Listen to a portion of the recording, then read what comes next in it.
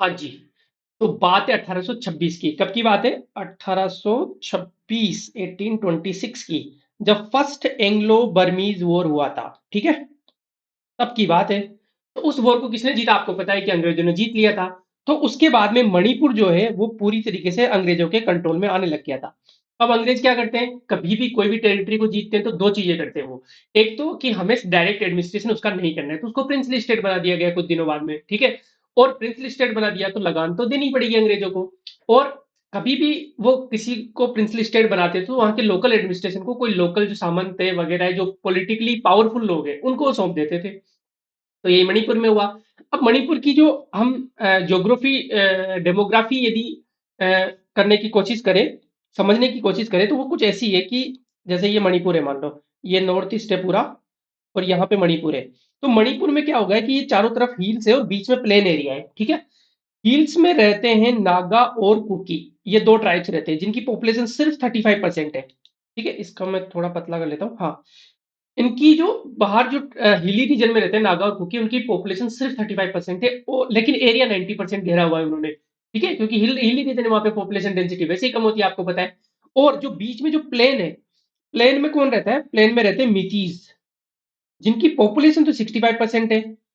ठीक है, और उन्होंने वो पॉलिटिकली पावरफुल लोग हैं, उन्हीं को अंग्रेजों ने अपनी प्रिंसली स्टेट को सौंपा था। यही लोग कर लेते थे, किससे? ये ट्राइब्स वाले रीजन से और अपने खुद के रीजन से। और वो अंग्रेजों को देते थे। अब देखो, हमेशा कहीं भी देख लो, ये हमेशा हुआ रहा है कि रूलर और जो रूलिंग जो पावर होती है और जनता के बीच में बहुत सारे क्लेशेस होते हैं। चाहे अपन राजस्थान में देख ले, चाहे वो इधर नेपोलियन के टाइम पे देख ले, बाहर देख ले, कहीं पे क्लेशेस तो होते हैं। तो मीतीस और नागा और कुकीज के बीच में क्लेशेस था। वन ऑफ द रीजन ये कि अंग्रेजों की डिवाइड एंड रूल पॉलिसी थी। 1826 की बर्मीज एंग्लो बर्मीज वॉर के बाद में उन्होंने ये अपनाया। एक रीजन तो ये हो गया। दूसरा रीजन क्या है क्लेशेस का? अभी मणिपुर में जो क्लेशेस चल रहे हैं उनकी बात कर रहा हूं मैं। ठीक है, दूसरा रीजन क्या है कि मीतीस पावरफुल है, पॉलिटिकली पावरफुल है, और डेमोक्रेसी की एक सबसे जो खराब बात ये होती है कि मेजोरिटेरियन रूल करता है, वहां पे माइनॉरिटी की सुनने वाला कोई नहीं होता। ठीक है, क्योंकि वोट बैंक, सब कुछ वोट बैंक पे डिपेंड करता है। तो ये 65% पॉपुलेशन है जो कि ज्यादातर हिंदू है। ठीक है, और ये जो नागा और कुकी है ये क्रिश्चियन है, क्योंकि इनको कन्वर्ट कर दिया गया था अंग्रेजों के टाइम पे। तो ये दूसरा क्लेशेज हो गया कि पॉलिटिकली पावरफुल जो लोग हैं वो उनकी नहीं सुन रहे कहीं ना कहीं। तीसरा है, हाल ही में हाई कोर्ट ने कोई आदेश पास कर दिया था कि जो मिति है, जो ऑलरेडी पॉलिटिकली पावरफुल है, इकोनॉमिकली वेल ऑफ है, सोशली वेल ऑफ है, उनको एसटी का दर्जा दे दिया जाए। तो भाई अब मिति और कुकी को वैसे ही परेशान कि हम एसटी में थे, हमारा रिजर्वेशन ये खा जाएंगे। तो ये क्लास वाली कॉन्फ्लिक्ट भी होगी। उसके अलावा जो स्टूडेंट यूनियन है, चाहे वो नागा की हो, चाहे कुकी की हो, चाहे मिति की हो, ये भी पॉलिटिकली काफी एक्टिव है, हमारी तरह नहीं है। जैसे यहाँ पे राजस्थान में देखा जाता है कि पॉलिटिकली छात्र उतने एक्टिव नहीं है, लेकिन नॉर्थ ईस्ट में काफी एक्टिव होते हैं वो लोग उनके अधिकारों के लिए, तो वो भी काफी एक्टिव है। जो बीजेपी से प्रेसिडेंट है, एन बीरेन सिंह, उनके ऊपर भी बहुत सारे एलिगेशन लगाए जाते हैं कि वो जो नागा और कुकीज है उनके हितों के खिलाफ काम कर रहे हैं, बहुत सारी चीजें। एक और एलिगेशन लगाया जाता है कि नागा और कुकी अपने लैंग्वेज को लेकर, अपने कल्चर को लेकर काफी परेशान है कि उनका जो कल्चर है वो इरोजन हो रहा है उस कल्चर का। इसलिए वहां के लोगों की जो पॉलिटिकल जो एटीट्यूड है वो डिफरेंट डिफरेंट लोगों का डिफरेंट डिफरेंट है। मैंने क्या क्या चीजें गिनाई आपको ये बताऊं। मैंने गिनाया आपको हिस्टोरिकल रीजन, कि हिस्टोरिकल रीजन होता है पॉलिटिकल एटीट्यूड को शेप करने वाला। नागा और कुकी क्यों एक पर्टिकुलर पार्टी को, एक पर्टिकुलर आइडियोलॉजी को सपोर्ट कर रहे हैं, स्टूडेंट यूनियन क्यों कर रही है, कल्चर का क्या इंपैक्ट है, लैंग्वेज का, उसके अलावा ज्योग्राफी का क्या इंपैक्ट है कि हिल रीजन और प्लेन रीजन वाला, है ना। ये सारी चीजें एक इंसान के पॉलिटिकल एटीट्यूड को, एक राजनीतिक अभिवृत्ति को इम्पैक्ट करती है।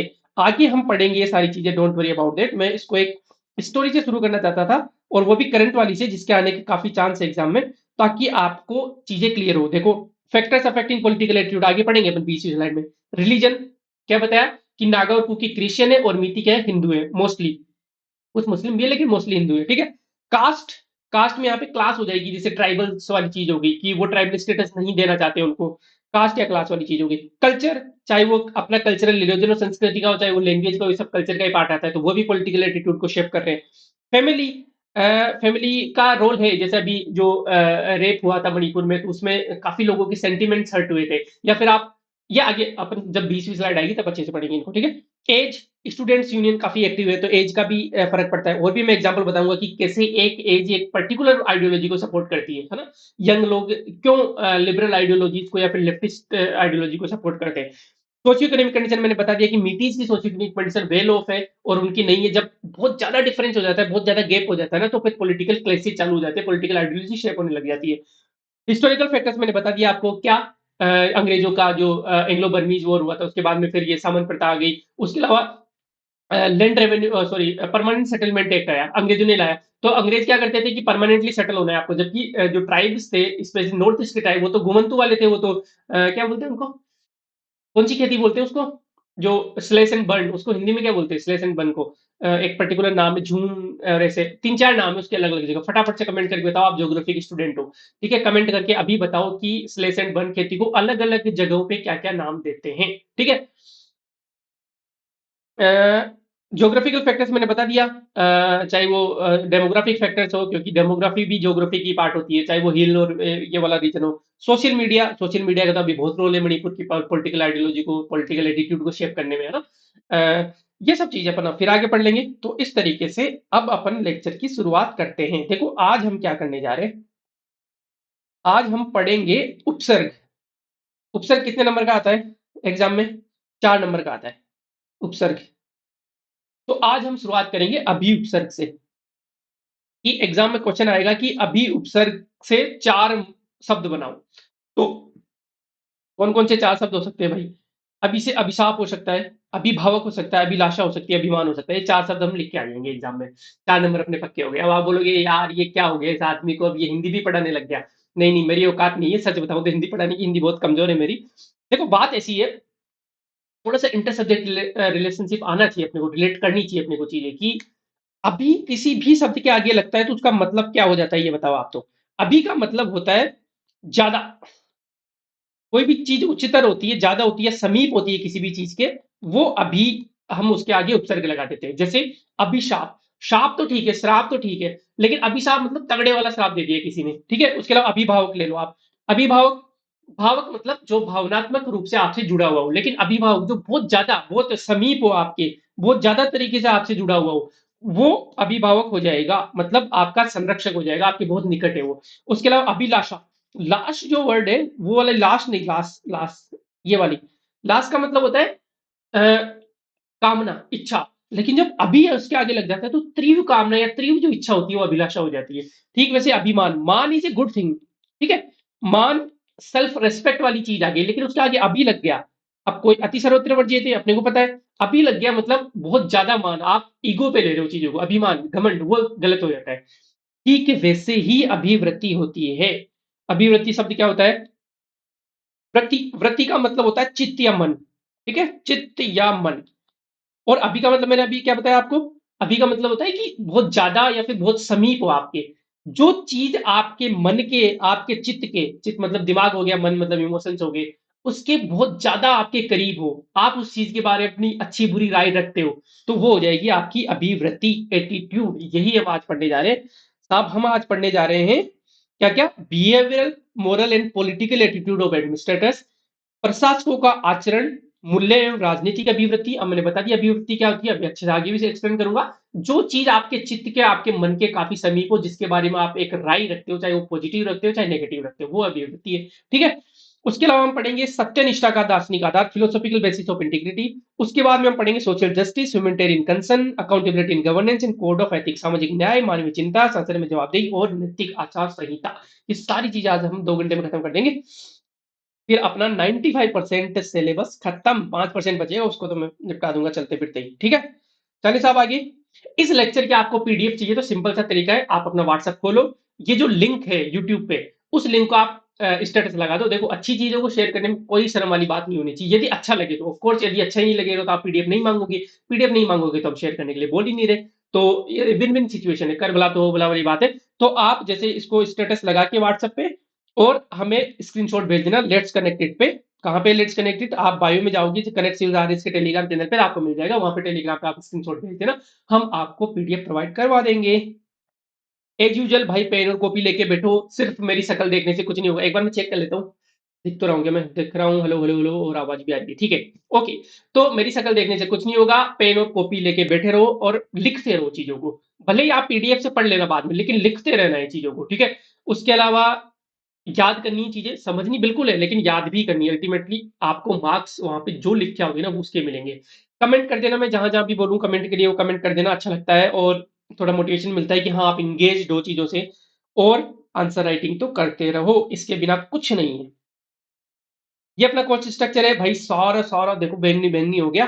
अब अपना अपना बचा है सिर्फ concept of good and virtue. ये अपन मैं नेक्स्ट क्लास में कर दूंगा। Attitude values of civil services, ये भी, ये तो एक्चुअली ना पता है, ये एथिक्स का पार्ट नहीं है सिलेबस में। ये किसमें सिलेबस में दिया हुआ, पबेड में दिया हुआ है, लेकिन मैं यही कवर करवा दूंगा क्योंकि वैल्यूज की बात हो रही है।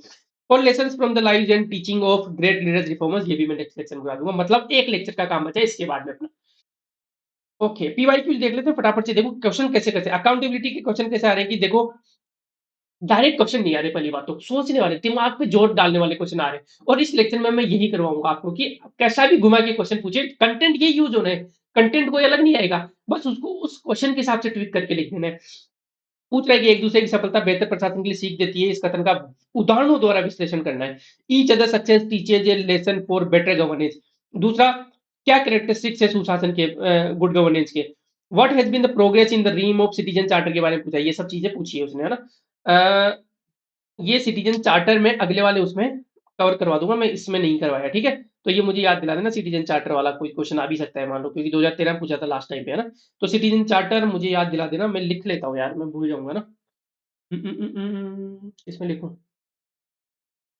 इसी में लिख लेता हूँ, नुकसान नहीं होना चाहिए ना आपका।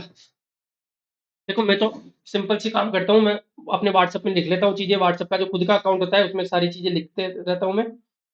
उससे क्या होता है कि फिर मेरा ट्रैक रहता है चीजों का। मैं आगे का दिन का भी लिख लेता हूँ कि मुझे कल क्या क्या काम करने हैं, है ना। तो रात को सोने से पहले। तो क्या था,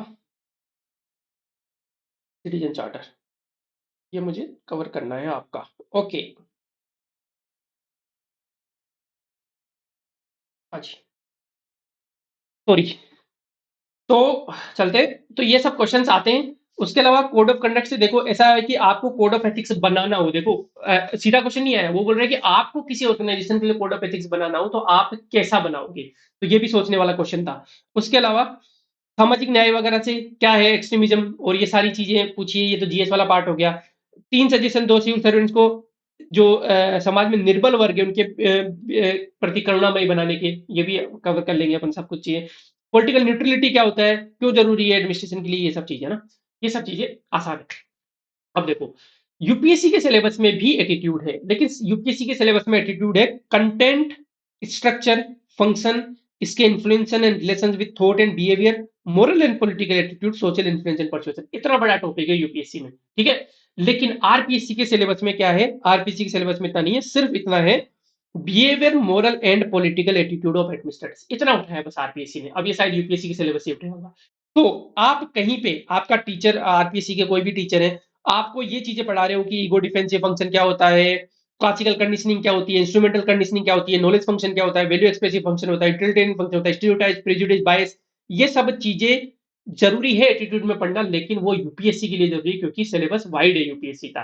ये सब चीजें मेरे नोट्स में लिखी हुई है, सारी चीजें मैं एक्सप्लेन भी कर सकता हूँ, लेकिन मतलब नहीं है, आपके ऊपर बर्डन नहीं डालना है, आपको एग्जाम क्लियर करवाना है, मेरा ज्ञान आपको प्रदर्शित नहीं करना है, ठीक है। तो ये अपने काम की चीजें नहीं है, क्यों नहीं है, क्योंकि ये सब किसका पार्ट है, ये पार्ट है इसका, content, structure and function of attitude, इसका इन्फ्लुएंस और relationship with thought and behaviour. अपने सिर्फ एग्जाम में behaviour, moral and political attitudes, ये हम अच्छे से पढ़ेंगे, ठीक है। तो आ जाते हैं भाई। तो सबसे पहले तो एटीट्यूड क्या होता है ये तो जानना जरूरी है, एटीट्यूड तो पूछा जा सकता है। तो एटीट्यूड एक साइकोलॉजिकल टेंडेंसी होती है, आप किसी भी चीज को अच्छी या बुरी नजर से देखते हो, सिंपल सी बात है। आपका किसी भी चीज के प्रति एटीट्यूड, आपका मेरे प्रति एटीट्यूड क्या हो सकता है, अच्छा है बुरा हो सकता है। क्यों, क्योंकि साइकोलॉजिकली माइंड में आप मुझे इवेल्युएट कर रहे हो कि यार ये बंदा अच्छा है या बुरा है। हो सकता है कि अच्छा, उसमें भी सेक्टर्स बने हो सकते हैं कि यार ये पढ़ाने में अच्छा है लेकिन इंसान अच्छा नहीं है, या फिर यार इंसान अच्छा है लेकिन पढ़ाने में थोड़ा कमजोर है, या फिर ये दोनों ही अच्छा है। ये आप अपने माइंड में जब आप तोलते हो चीजों को अच्छा बुरा, वो वो एटीट्यूड बन जाता है।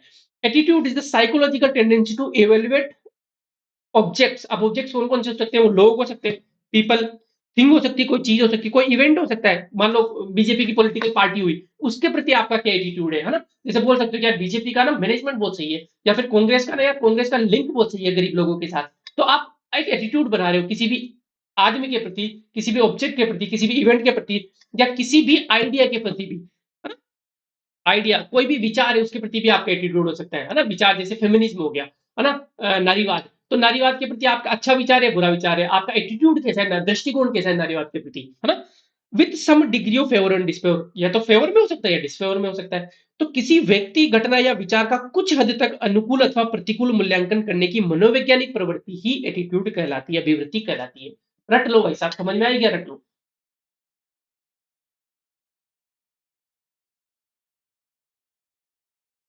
हाँ जी। अब देखो एटीट्यूड के वही प्रकार वगैरह वो अपने सिलेबस में नहीं है, पर सीधा moral political behaviour of administration पे आएंगे। लेकिन थोड़ा सा मैंने बता दिया कि एटीट्यूड पॉजिटिव हो सकता है, नेगेटिव हो सकता है। फॉर एग्जाम्पल नारीवाद के प्रति मेरा एटीट्यूड पॉजिटिव हो सकता है, नेगेटिव हो सकता है। है ना? किसी भी पर्टिकुलर पॉलिटिकल पार्टी के प्रति मेरा पॉजिटिव भी हो सकता है, नेगेटिव भी हो सकता है ना? कोचिंग संस्थानों के प्रति मेरा एटीट्यूड पॉजिटिव भी हो सकता है, नेगेटिव भी हो सकता है। तो पॉजिटिव नेगेटिव होते हैं। उसके अलावा एक्सप्लिसिट और इम्प्लिसिट दो तरीके के होते हैं। एक्सप्लिसिट मतलब मेरा मेरा जो स्पष्ट है एटीट्यूड, और एक इम्प्लिसिट है अंतर्निहित। स्पष्ट एटीट्यूड में क्या होता है कि मुझे कॉन्शियसली पता है कि मेरा एटीट्यूड कोचिंग संस्थानों के प्रति बुरा है या अच्छा है, ठीक है? मुझे पता है उस चीज का क्यों है, मुझे ये भी पता है, कॉन्शियसली रेशनली मैं तार्किक तरीके से सोच रहा हूँ। मुझे कोई पूछेगा ना कि भाई तुझे सारी कोचिंग कोचिंग माफिया क्यों बोलता है, तो मैं एक्सप्लेन करूंगा उसको कि मैं इसलिए बोलता हूँ कि देखो देखो ऐसी ऐसी घटनाएं हो रही है, ये हो रहा है, देखो ये फीस लेजिटिमेट नहीं है, वो सब। तो मैंने वो जो एटीट्यूड बनाया है वो कॉन्शियस एटीट्यूड बनाया है, ठीक है? दूसरा इम्प्लिसिट एटीट्यूड अंतर्निहित, कि मैं उठ के बोल दिया यार सब सब कोचिंग वाले ऐसे ही होते हैं, माफिया होते हैं। तो अब मैं आपको पूछूंगी कैसे माफिया होते हैं, जवाब नहीं लग रहा आपसे, है ना? या फिर कि सारे एडमिनिस्ट्रेटर चोर होते हैं, सारे आईएएस घूसखोर होते हैं। आपने एटीट्यूड बना लिया नेगेटिव, लेकिन सबकॉन्शियसली आपके पास तार्किक शक्ति नहीं है, कॉन्शियसली आप कुछ नहीं बोल रहे, सुनी सुनाई बातों पे वो कर रहे हो। तो सब कॉन्शियसली जब अनकॉन्शियस लेवल पे जब होती है चीजें, वो अंतर्निहित है। आप सुनते सुनते आए हो, बड़े ही ऐसे सुनते सुनते आए हो कि सारे नेता चोर होते हैं, सारे आईएएस ऑफिसर चोर होते हैं, सारे कोचिंग माफिया वाले होते हैं। या फिर उल्टा भी बोल सकते हैं कि आप आपके प्रति अंधभक्ति वाली चीज है कि भाई ये वाला तो हमेशा पॉजिटिव रहेगा कि बाबा बाबा लोग हैं वो हमेशा अच्छे होते हैं, या फिर वो खराब हो ही नहीं सकते। ये अंतर्निहित एटीट्यूड है, आपको खुद को भी नहीं पता, आप सबकॉन्शियस अनकॉन्शियस लेवल पे उस पर्टिकुलर चीज को फेवर या डिसफेवर कर रहे हो, ठीक है? इरेशनल अतार्किक, जब आपको तर्क पूछा जाए ना उसके बारे में, तो आप तर्क नहीं दे पाओगे उसके बारे में कि यार ये पता नहीं, है ना? या फिर अपन किसी इवेंट के बारे में सोच सकते हैं कि जैसे मान लो आपके बचपन में कोई आपके साथ गलत घटना हो गई। जैसे ये वाली घटना बहुत देखी जाती है, सत्यमेव जयते में भी बोला कि 50% से ऊपर महिलाएं, बच्चियां या बच्चे सेक्सुअल एब्यूज का शिकार होते हैं बचपन में, ठीक है? तो आपको जो सेक्सुअली एब्यूज जिसने किया, जिस इंसान ने किया, उसकी शक्ल किसी से मिलती है, या फिर उसकी वाइब्स वाइब्स होती है ना, जैसे उसकी हाइट हो गया, कुछ कुछ कुछ मिलती है किसी इंसान से। और जैसे ही वो इंसान आपके सामने आता है, आप अनकंफर्टेबल महसूस करने लग जाते हो, अनईज से महसूस करने लग जाते हो, आपको पसीना आने लग जाता है। अब कॉन्शियसली आप खुद भी परेशान हो रहे हो कि यार ये बंदा जब भी मेरे सामने आता है, या फिर ये लड़की, या आपका मान लो आपकी कोई एक्स है, बुरी तरीके से आपके साथ ब्रेकअप हो गया, मैं तो अब बहुत हर्ट होता है बहुत लोगों को। अब बहुत लोग क्या है, वो ही नहीं कर पाते, मूव ऑन नहीं कर पाते। अब उसकी शक्ल की कोई लड़की, या फिर उसकी शक्ल का कोई लड़का आपके सामने आता है, तो आप अचानक से आपके पसीने आने लगते हैं, या फिर आप घबरा जाते हो। ये सबकॉन्शियस लेवल पे आपकी चीज चल रही है, आप खुद परेशान हो कि यार इससे मैं क्यों परेशान हो रहा हूँ, या फिर ये मुझे अच्छी वाइब्स क्यों नहीं दे रही है, अच्छे वाइब्स क्यों नहीं दे रहा है ये इंसान। वो ये जो चीजें होती है वो सबकॉन्शियस लेवल पे होती है, ये आपका इम्प्लिसिट अंतर्निहित एटीट्यूड है। सेक्सुअल अब्यूज वाले केस में मैंने बता दिया, ब्रेकअप वाले केस में बता दिया। हाँ, कुछ चीजें हमें सोसाइटी ने अंतर्निहित कर दी कि हम बचपन से, जैसे छोटा भीम है, छोटा भीम जो कार्टून आता है उसमें कालिया जो है, जो विलन होता है, जो परेशान करता है लोगों को, वो कैसा है, थोड़ा मोटा सा है, काला सा है। और मूवीज के विलन भी ऐसे ही होते हैं, काले मोटे से दिखाए जाते हैं। तो आप सबकॉन्शियस लेवल पे आपके माइंड में बचपन से ये बात भर दी गई सोसाइटी ने कि जो आदमी इंसान मोटा होता है, काला होता है, वो उसका नेचर अच्छा नहीं होता। तो उसके प्रति आपका जो एटीट्यूड है, जो आपका जो दृष्टिकोण है, वो नेगेटिव हो जाएगा। अंतर्निहित है, ये इम्प्लिसिट है, एक्सप्लिसिटली नहीं। आपको उसके बारे में पता ही नहीं है कि वो कैसा इंसान है, वो हो सकता है बहुत अच्छा इंसान हो। तो ये चीजें इम्प्लिसिट एटीट्यूड में आती है। एक्सप्लिसिट और इम्प्लिसिट बता दिया मैंने आपको। फूड, जैसे किसी किसी खाने के प्रति हमें, भले हमने जिंदगी में जैसे मेरी मम्मी के बारे में बताता हूँ। मेरी मम्मी ने फिक्स कर रखा है कि ये खाने तो खाने ही नहीं मुझे। कुछ भी अलग खाना बनाते हैं गाँव में, तो देखो गाँव में तो सिंपल सब्जियां बनती है, भिंडी हो गई, करेले हो गए, ये सब जो गाँव में सब्जियां बनती है उनके प्रति मेरी मम्मी का एटीट्यूड बहुत अच्छा है। लेकिन when it comes to other sub, जैसे पनीर हो गया, पनीर गाँव में नहीं बनता। अब मम्मी पनीर खाने के बाद में पता लगेगा ना मम्मी को कैसा अच्छा है, लेकिन अंतर नहीं थी, इम्प्लिसिटली मम्मी ने बना रखा है कि मुझे तो देखने में अच्छा लग रहा है, मैं कौन खाऊंगी। या फिर सोयाबीन की सब्जी बना लेते हैं, जैसे सोयाबीन भी गाँव में नहीं बनता, सोया चाप, कोई भी डिफरेंट सी चीज आएगी, मम्मी का जो एटीट्यूड है, दृष्टिकोण है उसके प्रति अपने आप ही गलत हो जाता है। अंतर नहीं थी, उन्होंने मान रखा है कि मैंने जो आज दिन तक नहीं खाई ना, वो मैं नहीं खाऊंगी आगे। तो फूड के हो गया, पर्टिकुलर रिलीजन के प्रति मान लो बचपन से आप ये सुनते हो बड़े आ रहे हो कि मुस्लिम लोग तो खराब होते हैं, हिंदू लोग तो खराब होते हैं, अब आपका रूम पार्टनर ऐसा मिल गया, जैसे मेरे साथ हुआ था फर्स्ट ईयर में। आमिर भाई मुझे रूम पार्टनर मिले थे आईआईटी दिल्ली में, ठीक है। और क्योंकि यार गाँव से आते हैं, बिल्कुल ठेठ गाँव से, हालांकि मेरे तो पड़ोसी ऐसे, मेरे तो सामने ही मुस्लिम परिवार रहता है, तो and they are very good people. तो अ, एक एटीट्यूड बन जाता है कि यार मुस्लिम लोगों को पता नहीं कैसे क्या होंगे, लेकिन फर्स्ट ईयर में मेरा एक्सपीरियंस बहुत अच्छा रहा था उसके साथ, मैं डिस्कस करता था उसके साथ चीजें कैसे क्या होती है वो सब, है ना। तो किसी पर्टिकुलर रिलीजन के प्रति आपको कॉन्शियसली नॉलेज नहीं है कि अच्छा है बुरा है, लेकिन फिर भी आपने एक धारणा बना दी, क्योंकि हम ऐसे ही समाज में बड़े हुए हैं। उसके अलावा पुलिस, याद करो बचपन में जैसे ही पुलिस आती थी हम भाग जाते थे अंदर, क्योंकि कॉन्शियसली हमें नहीं पता, लेकिन सबकॉन्शियसली माइंड में एक बात बैठी है कि उठा के ले जाएगी पुलिस। तो ये सब अंतर्निहित एटीट्यूड होते हैं, मैंने इतने सारे एग्जांपल आपको दे दिए, ठीक है, ये कर लेना। अब आते हैं भाई साहब, ओपिनियन, एटीट्यूड और आइडियोलॉजी में क्या डिफरेंस होता है, ये भी क्वेश्चन पूछ लिया जाता है, और ये स्पेशली पॉलिटिकल एटीट्यूड के बारे में पूछा जा सकता है, 2 नंबर का क्वेश्चन, कि पॉलिटिकल एटीट्यूड और पॉलिटिकल आइडियोलॉजी में क्या डिफरेंस होगा, राजनीतिक अभिवृत्ति और राजनीतिक विचारधारा में क्या अंतर होगा, ठीक है। तो भाई साहब, सबसे पहले तो बनती है अपनी एक ओपिनियन, किसी भी चीज को लेके चलते फिरते एक नॉर्मल ओपिनियन है, डीप नहीं है वो, कि यार महिलाएं महिलाएं और पुरुष में ठीक है बराबरी होनी चाहिए, ठीक है, एक ओपिनियन बन। फिर एक होती है हैबिचुअल ओपिनियन, कि आप उस ओपिनियन कहीं भी जब भी आपको मौका मिलता है, आप अपनी उस विचारधारा को, अपने उस विचारों को प्रकट कर देते हो। जैसे आप लिफ्ट में हो तो आप बोलते हो कि यार महिलाओं को पहले आने दो यार, ठीक है, आप ऑफिस में हो तो आप उनको प्रायोरिटी देते हो, इस तरीके से, क्योंकि हिस्टोरिकली डिस्क्रिमिनेशन हुआ है, यह आपकी हैबिचुअल ओपिनियन बन गई। और आप उससे ऊपर जाते हो, फिर आप प्रोएक्टिवली उसके लिए काम करते हो, जैसे आप लेख लिख रहे हो, आप अपने अपने स्टूडेंट्स को ऐसा पढ़ा रहे हो, या फिर आप उस पर काम कर रहे हो, आपकी फेवर या डिसफेवर, उल्टा भी हो सकता है, नारीवाद के खिलाफ भी हो सकते हो आप, प्रोएक्टिवली आप काम कर रहे हो, साइकोलॉजिकल आपकी टेंडेंसी बन चुकी है वो चीज, तो वो हो जाता है एटीट्यूड। और उससे भी ऊपर आ जाती है फिर विचारधारा, मतलब एटीट्यूड का भी एक बड़ी चीज हो जाती है विचारधारा, ध्यान रखना है ना। तो हिरार्की आप बना के आ सकते हो कि जो जो विचारधारा है वो परमानेंट होती है, बहुत स्ट्रॉन्ग सेंस ऑफ फीलिंग होती है, विजय विजय एटीट्यूड, एटीट्यूड कम स्ट्रॉन्ग फीलिंग होती है, और हो सकता है एटीट्यूड चेंज किया जा सके, लेकिन विचारधारा को चेंज करना डिफिकल्ट होगा, मुश्किल होगा, ऐसे कंपेयर कर सकते हो आप चीजों को, है ना। जैसे मेरा बीजेपी या कांग्रेस के प्रति एक पॉलिटिकल एटीट्यूड हो सकता है, लेकिन मेरी यदि विचारधारा ही राइट विंग है, तो फिर मेरा जो बीजेपी के प्रति एटीट्यूड है वो पॉजिटिव तो होगा ही होगा, लेकिन वो परमानेंट भी होगा, क्योंकि मैं तो विचारधारा राइट विंग का विचार दक्षिणपंथी विचारधारा है मेरी। या फिर उल्टा भी हो सकता है कि मैं कम्युनिस्ट पार्टी को पसंद कर सकता हूँ, मेरा एटीट्यूड उनके बारे में पॉजिटिव है, लेकिन यदि मेरी वामपंथी विचारधारा है, तो फिर मेरे पास कोई ऑप्शन नहीं, मैं तो परमानेंटली कम्युनिस्ट पार्टी को सपोर्ट करूंगा, ठीक है। तो विचारधारा बहुत ज्यादा स्ट्रॉन्ग सेंस में साइकोलॉजिकल टेंडेंसी होती है किसी भी चीज को एवेल्यूएट करने या फेवर या डिसफेवर में एवेल्यूएट करने की, ठीक है, समझ में आ गया। आगे चलते हैं साहब। अब ये तो पढ़ना जरूरी था यार, ये बहुत इंपॉर्टेंट है, कंपोनेंट्स ऑफ एटीट्यूड, एटीट्यूड के घटक, अभिवृत्ति के घटक 3 कंपोनेंट होते हैं, ये नियोन दी गड्डी मान सकते हो आप, ठीक है, केब मॉडल, ये ध्यान रख लेना, केब केब CAB। पहला होता है कॉग्निटिव, दूसरा होता है अफेक्टिव, तीसरा होता है बिहेवियरल।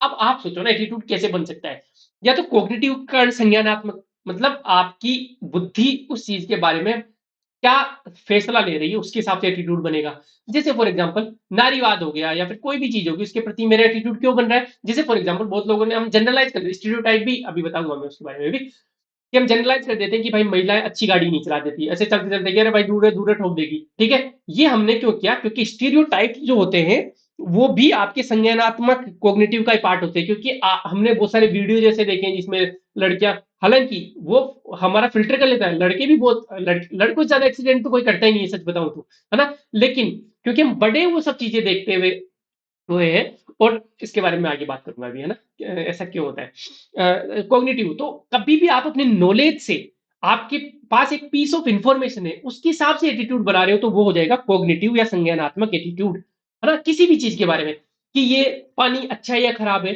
मैंने कहीं पे पढ़ा हुआ था कि भाई फिल्टर्ड जो वाटर होता है, RO वाटर, उसमें TDS कम हो जाता है, उसमें एसेंशियल मिनरल्स खत्म हो जाते हैं, इसलिए ये पानी खराब है, इसलिए मेरा RO के पानी के प्रति एटीट्यूड अच्छा नहीं है। क्यों? क्योंकि मैंने तर्क का यूज किया, मैंने रेशनलिटी का यूज किया, मेरे दिमाग में कुछ पहले से इंफॉर्मेशन थी उसका यूज किया, इसलिए इसको कोग्निटिव कंपोनेंट बोलते हैं। ठीक है, हो गया, पहली चीज हो गई। जैसे फॉर एग्जांपल मैंने यहाँ पे एग्जांपल दिया सांप, कोबरा। अब आपको पता है कि यहाँ पे 4 वेनमस प्रजाति के सांप पाए जाते हैं इंडिया में मोस्टली। कोबरा हो गया, और रसल रसल वाइपर हो गया, 2 हो रहे हैं ना, जो मोस्टली जो सबसे खतरनाक होते हैं।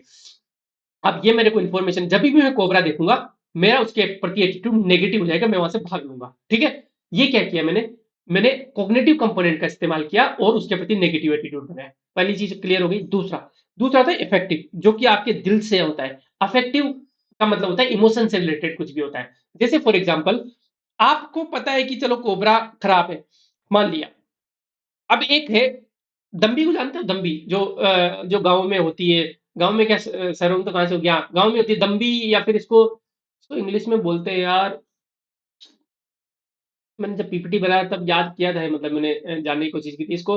मतलब ये रेगिस्तान में, बाड़मेर जैसलमेर में तो खूब पाई जाती है, रेगिस्तान में, है ना। मतलब ये हार्मलेस क्रिएचर है ना। ये जो है ये नॉन विनेमनस है, ये इसमें जहर नहीं होता, ये कुछ नहीं करती, है ना। और इसके बीच में मतलब नेगेटिव बातें बनाई जाती है कि चिपक जाती है, ऐसा कुछ नहीं करती है। सिंपल क्रिएचर है, जैसे चिपकली होती है वैसे होती है। चिपकली का एग्जाम्पल ले लो, चिपकली भी खाती तो है नहीं अपने को, लेकिन क्या मैं इसको हाथ में पकड़ सकता हूँ? मेरी हिम्मत नहीं है भाई। क्यों नहीं है? मुझे नॉलेज दे दी गई खूब अच्छे से, मेरे पास सामने एक साइंटिस्ट बैठा दिया गया और सारी फीचर्स गिना दी उसने कि देखो भाई, ये न तो अटैक करती, है ना। और ये बहुत बहुत सारे लोग हाथ में, उसने हाथ में भी ले लिया आराम से कि देखो, मैंने इसके ऊपर मैं सहला रहा हूँ, कुछ नहीं हो रहा। लेकिन मैं नहीं कर पाऊंगा। क्यों नहीं कर पाऊंगा? क्योंकि मेरा जो अफेक्टिव कंपोनेंट है ना, मेरा कोग्निटिवली तो मुझे सारी चीजें उल्टी बता दी गई कि देखो ये इसमें जहर भी नहीं है, काटती भी नहीं है, सेफ है, सब कुछ है।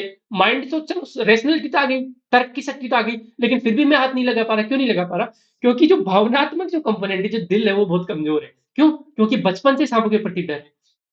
तो ये जब भावनाओं से जब एटीट्यूड आपका बनता है ना, तो वो हो जाता है अफेक्टिव कंपोनेंट, भावनात्मक कंपोनेंट। समझ में आ गया? इसमें रेशनलिटी, तर्क एक तरफ हो जाता है कि भाई मैं तो नहीं हाथ लगा रहा, तू कितना भी कुछ भी बोल ले, कितना भी बोल ले कि ये नॉन विनिमस से, हार्मलेस से, प्यारी है बहुत, लेकिन नहीं है भाई, मैं हाथ नहीं लगाऊंगा। ठीक है। तीसरा आता है बिहेवियरल कंपोनेंट। जब आप अपने कोग्निटिव कंपोनेंट और अफेक्टिव कंपोनेंट के हिसाब से एक डिसीजन लेते हो, चाहे उस सांप को मारने का, चाहे उस सांप को पकड़ के सहलाने का, तो वो होता है बिहेवियरल कंपोनेंट। फॉर एग्जाम्पल, अब वो सब बात, गांव में उस दम्भी को मार दिया जाता है क्योंकि उनको इन्फॉर्मेशन नहीं है। कोग्निटिव कंपोनेंट उनका वीक है कि उनको इन्फॉर्मेशन नहीं है कि यार ये जो है ना, हमने हमारी फसलों के लिए बहुत इंपॉर्टेंट है, ये चूहों को खाती है, तो चूहे फसल को बर्बाद करते हैं। एक तो कोग्निटिव कंपोनेंट वीक है। दूसरा, अफेक्टिव कंपोनेंट स्ट्रॉन्ग है कि माइंड में इतना डर बैठा हुआ है सांपों के प्रति कि जो भी सांप की शेप का दिखेगा, ये तो सांप होती भी नहीं है ना, ये इसका तो नाम ही कुछ और है। तो जो भी सांप की शेप का दिखेगा, रेंग के चल रहा है, उसको हम मार देंगे। ये अफेक्टिव कंपोनेंट उनका स्ट्रॉन्ग हुआ। तो बिहेवियरल कंपोनेंट होता है कि based on this affective and mind, मतलब रेशनल, कॉग्निटिव, कॉग्निटिव और अफेक्टिव कंपोनेंट के हिसाब से जो हम एक्शन लेते हैं ना, उसको हम बोलते हैं बिहेवियरल कंपोनेंट। समझ में आ गया? केप मॉडल एग्जांपल दे देना, सांप का दे देना। उसके अलावा जो स्टीरियोटाइप होते हैं, रूढ़िवादी धारणा, वो किस पे बने बने होते हैं? वो कॉग्निटिव कंपोनेंट पे बने होते हैं। जैसे फॉर एग्जांपल, हमारी एक रूढ़िवादी धारणा धारणा बन गई कि लड़कियां ढंग से ड्राइव नहीं कर सकती फोर व्हीलर। ठीक है, क्यों बनी? क्योंकि हमें फीड करवा दिया गया कि यार सोशल मीडिया पे हम बहुत सारे एक्सीडेंट देखे, अब रील्स वगैरह में लड़की को ही दिखाया जाता है कि एक्सीडेंट हो गया। लड़के भी बहुत एक्सीडेंट करते हैं, लड़के तो ज्यादा करते हैं। लड़के करते तो हॉस्पिटल जाते हैं लोग, ठीक है, मर जाते हैं लोग, एसयूवी को दौड़ा रहे, बीएमडब्ल्यू को दौड़ा रहे। लेकिन पहली चीज, हमारा माइंड उन्हीं चीजों को रजिस्टर करेगा जो हम पहले से ही फीड करी जा रही है। दूसरी बात मैं बताता हूँ, एक चीज और होती है, आप किसी को जज करोगे ना, किसी के बारे में बार बार बार बार, तो भाई वो उसका सच में फिर बिहेवियर वैसा हो जाएगा। कैसे? जैसे फॉर एग्जाम्पल, आप मुझे मुझे कॉन्शियसली ये रियलाइज करवा दोगे कि यार तू ढंग से नहीं पढ़ा रहा, ये नहीं करवा रहा, मैं सच में बुरा पढ़ने लग जाऊंगा, क्योंकि मेरे ऊपर मेंटल प्रेशर बहुत ज्यादा आ जाएगा। ठीक वैसे ही आप किसी लड़की को इतना जज कर रहे हो, यार मतलब हजार लोग तो उनको देखते रहते हैं जब वो स्कूटी चला रही रहती है। मैं बता रहा हूँ, मैं गिर जाऊंगा यदि मुझे हजार लोग आके फाड़ फाड़ के देख रहे होंगे तो। कॉन्शियस ही इतना हो जाते हैं, मतलब लड़की चलते टाइम भी इतनी कॉन्शियस होती है कि मतलब ठीक है, देखते हैं, ब्यूटी कोई भी है, सुंदर है तो देखते हैं, मैं उसमें मना नहीं कर रहा। लड़की भी लड़कों को देखती है, लड़के भी लड़कियों को देखते हैं, लेकिन देखना अलग चीज होता है, और ओगल करना, स्टेयर करना, किसी को अनकंफर्टेबल महसूस करना, वो अलग होता है। कि आई कांटेक्ट हो गया तो भी घूरे ही जा रहे हो उसको, है ना। शर्म लज्जा थोड़ी लड़कों में भी होनी चाहिए। तो जब ऐसा होता है तो फिर सामने वाला अपने आप ही, उसके माइंड में स्कूटी थोड़ा है, उसके माइंड में तो आप हावी होगे। उसका माइंड 100% स्कूटी की तरफ कंसंट्रेशन है, 90% में तो उसमें वो चल रहे हैं जो कोई उन पे फप्तियां कर रहा है, कोई कमेंट कर रहा है, कोई उनका मजाक उड़ा रहा है, या फिर वो रील देख रही है तो बहुत ज्यादा कॉन्शियस हो गई कि यार कहीं मेरे से नहीं हो जाए ऐसा। और जब आदमी इतना कॉन्शियस हो जाता है तो वो गलती कर बैठता है, चाहे वो लड़का हो चाहे लड़की हो। ठीक है, एक बहुत चलो बात आ ही रही है तो बोल देता हूँ। सत्यमेव जयते में एक बार अमिताभ बच्चन ने कहा था, एक मिनट में इसको, हाँ, एक बार अमिताभ बच्चन जी आए थे, उन्होंने कहा था कि डीयू में पढ़ते थे ना वो, किरोड़ीमल कॉलेज के थे शायद वो, है ना? तो उन्होंने कहा था कि एक बार किसी डीयू की जो प्योर गर्ल्स कॉलेज हॉस्टल है, वहां पे उन्हें ऑडिशन देने जाना था। और अब लड़कियां भी भाई साहब, हॉस्टल में रहने वाली लड़कियां तो खतरनाक होती है, वो भी पूरे मजे तो लेती है, और लेनी भी चाहिए, क्यों नहीं लेनी चाहिए। तो अमिताभ बच्चन और उनका दोस्त कॉरिडोर से गुजर रहे थे, और चारों तरफ क्या थी, लड़कियों के हॉस्टल के रूम्स बने हुए थे। तो सारी लड़कियां वहां आ गई और उनपे कमेंट कसने लग गई, फप्तियां कसने लग गई कि ओए होए देखो चाल तो देखो इनकी, आए हैं नाटक करने, यहाँ पे ड्रामा करने आए हैं। ठीक है, वो ऑडिशन देने जा रहे थे। उस दिन उन्होंने कहा कि मुझे रियलाइज हुआ, मतलब पसीना पसीना हो गया मैं, और आप हो जाओगे, कोई भी लड़का कितना भी कॉन्फिडेंट हो, लड़कों की तो ये हालत है, मैं बताता हूँ। लड़की को प्रपोज करने गए या कुछ भी कमेंट कर रहे हैं, फप्तियां कर रहे हैं, कुछ भी कर रहे हैं, और लड़की पलट के जवाब दे देना, हालत खराब हो जाएगी। क्योंकि सिखाया ही नहीं गया है कि डील कैसे किया जाता है लड़कियों से, नहीं सिखाया गया कभी, न तो लड़कियां पलट के जवाब देती, न हमें कभी सिखाया गया। तो अमिताभ बच्चन ने कहा कि मेरी हालत खराब हो गई उस दिन। मुझे रियलाइज हुआ कि भाई जब हम लड़की पे कमेंट करते हैं, हम उनको घूरते हैं, देखते हैं, तो कितनी कॉन्शियस हो जाती होगी। तो अब मैं आगे नहीं बढ़ाऊंगा, ज्यादा नहीं करूंगा इस पे बात, तो समझ रहे हो आप।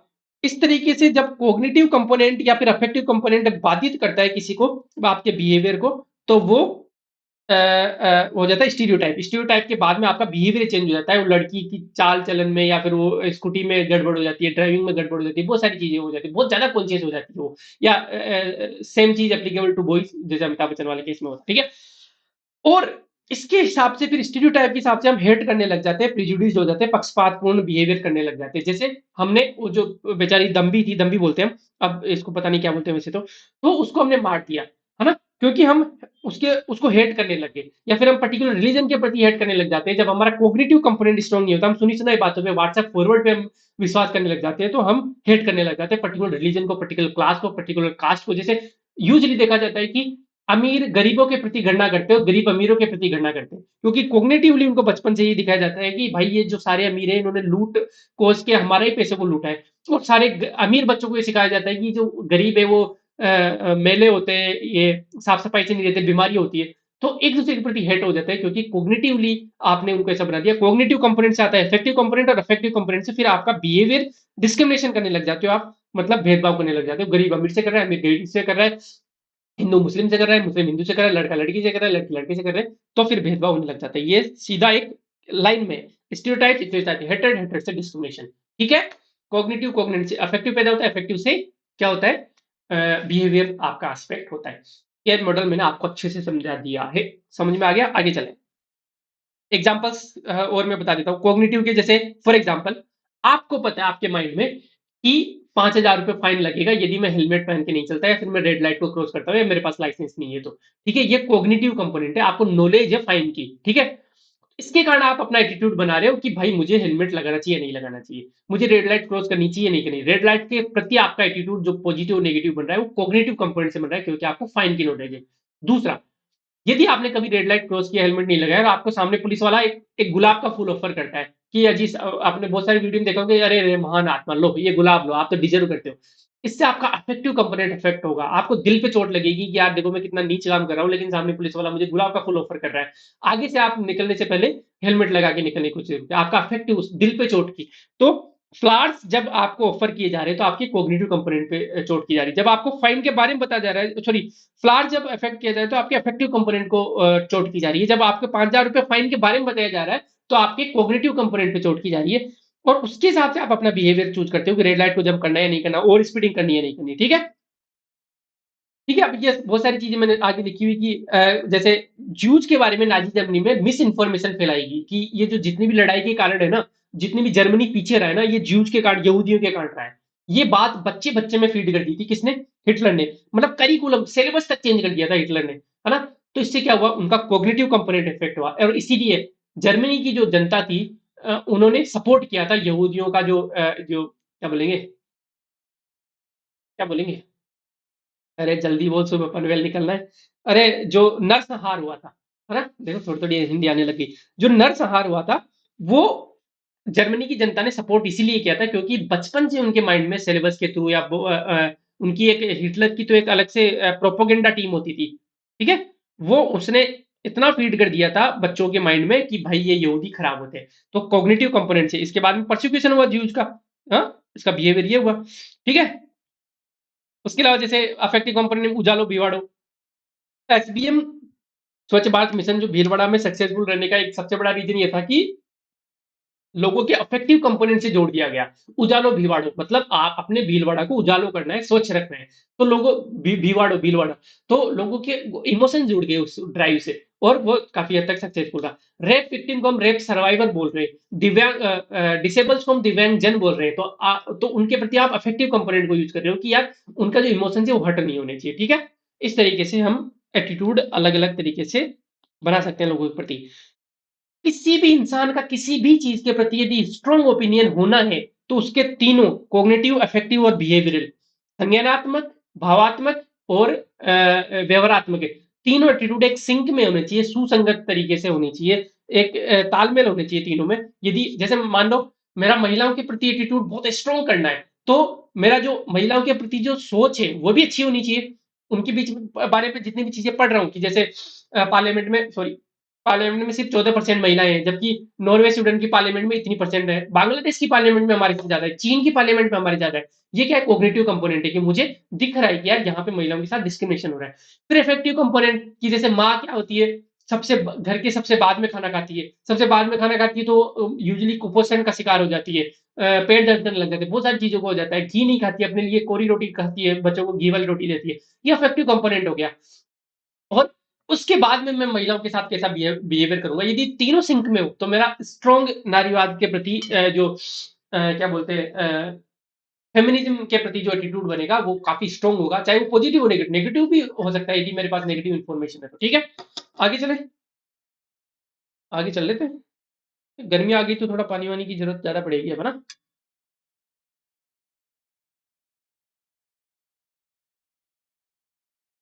हाँ जी। अब अपन सीधा आरएस के सिलेबस में रहते हैं, इतना तो इंपॉर्टेंट था, इतना पढ़ना तो जरूरी था। बिहेवियर एंड एटीट्यूड, मैंने आपको बता दिया कि कैसे एटीट्यूड बिहेवियर को इफेक्ट करता है। अब देखो, सिर्फ एटीट्यूड ही नहीं, एटीट्यूड के साथ आपकी परिस्थिति कैसी, सर्कमस्टांसेस कैसे हैं, वो दोनों मिला के बिहेवियर को करते हैं, है ना। तो मान लो आपका एटीट्यूड भी वैसा है, परिस्थिति भी अनुकूल मिल गई, तो फिर आप उसके हिसाब से बिहेवियर करोगे, है ना। अब लेकिन देखो कंसिस्टेंसी कब कब रहेगी, यदि एटीट्यूड बहुत स्ट्रांग है कि मतलब बार बार, जैसे महिलाओं का ही ले रहा हूँ, कुछ और एग्जांपल लो कि एटीट्यूड मेरा मान लो कोचिंग के प्रति एटीट्यूड बुरा है, तो वो बहुत ज्यादा स्ट्रांग है, मेरे माइंड में भरी हुई कि कोचिंग वाले सारे गलत होते हैं, कोचिंग होनी ही नहीं चाहिए। तो फिर वो एक सेंट्रल प्लेस मेरे माइंड में, एटीट्यूड सिस्टम में सेंट्रल प्लेस धारण कर लेगी। तो कुछ भी हो जाए, कोई भी गलती हो, मैं हमेशा कोचिंग को ही ब्लेम करूंगा, चाहे वो पेपर लीक हो, चाहे वो सिलेक्शन वाली चीज हो, चाहे वो लेजिटमेटली भले कोई मेहनत कर रहा हूं, मैं सबको एक थाली में रख दूंगा कि बोलेंगे तो सारे एक थाली के जट्टे बट्टे।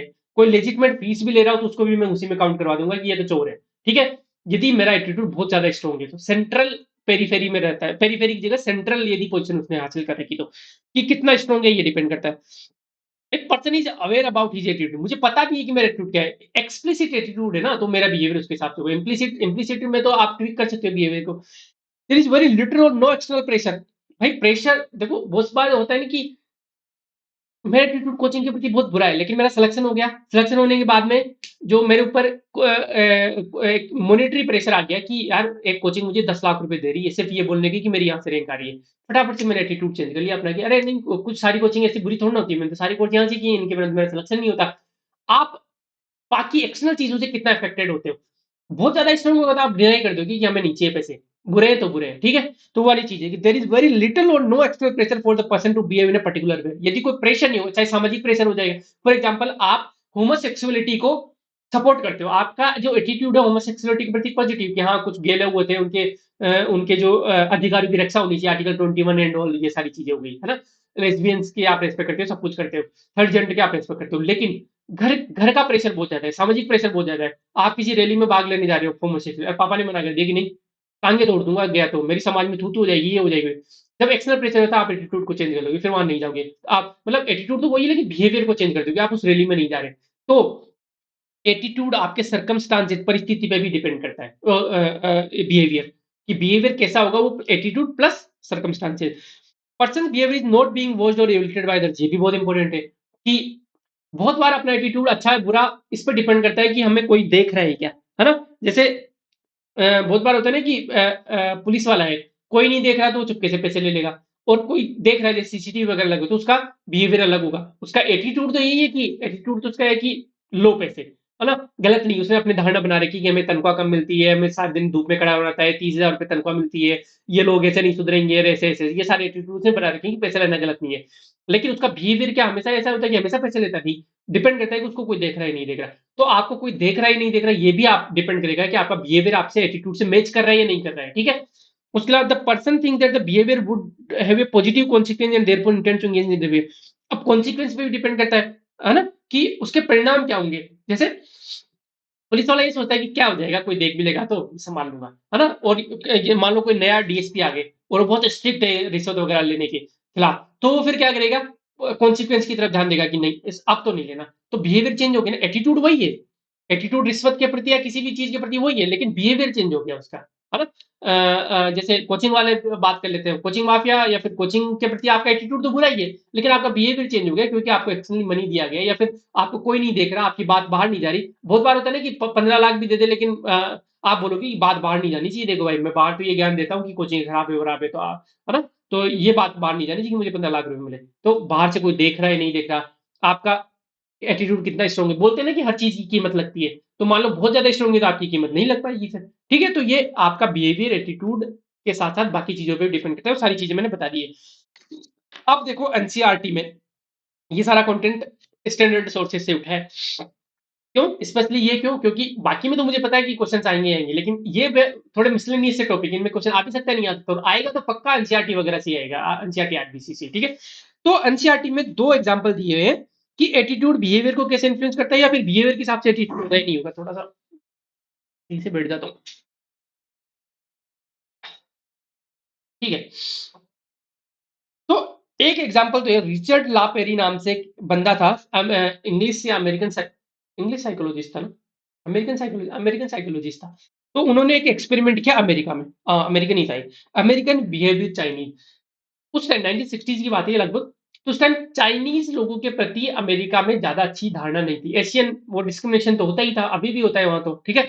तो ज्यादा अच्छी धारणा नहीं थी, तो उन्होंने सबसे पहले तो सर्वे करवाया। सर्वे करवाने पे ये पता चला कि मोस्टली दुकानदारों ने, उनको पूछा गया कि चाइनीज आपके यहाँ पे सामान खरीदने आते हैं, कोई सर्विस लेने आते हैं, तो आपका उनके प्रति बिहेवियर कैसा होगा। तो उन्होंने 90% लोगों ने कहा कि हमारा बिहेवियर अच्छा नहीं होगा, हम भगा देंगे, ये कर देंगे वो कर देंगे, हम क्यों, हमें राष्ट्रवाद की भावना है, चाइनीज बुरे होते हैं, ये होते हैं वो होते हैं। दृष्टिकोण उनका गलत था 90% लोगों का, ठीक है। लेकिन फिर उन्होंने एक चाइनीज कपल को सच में उन दुकानदारों के पास भेजा थोड़े दिनों बाद में।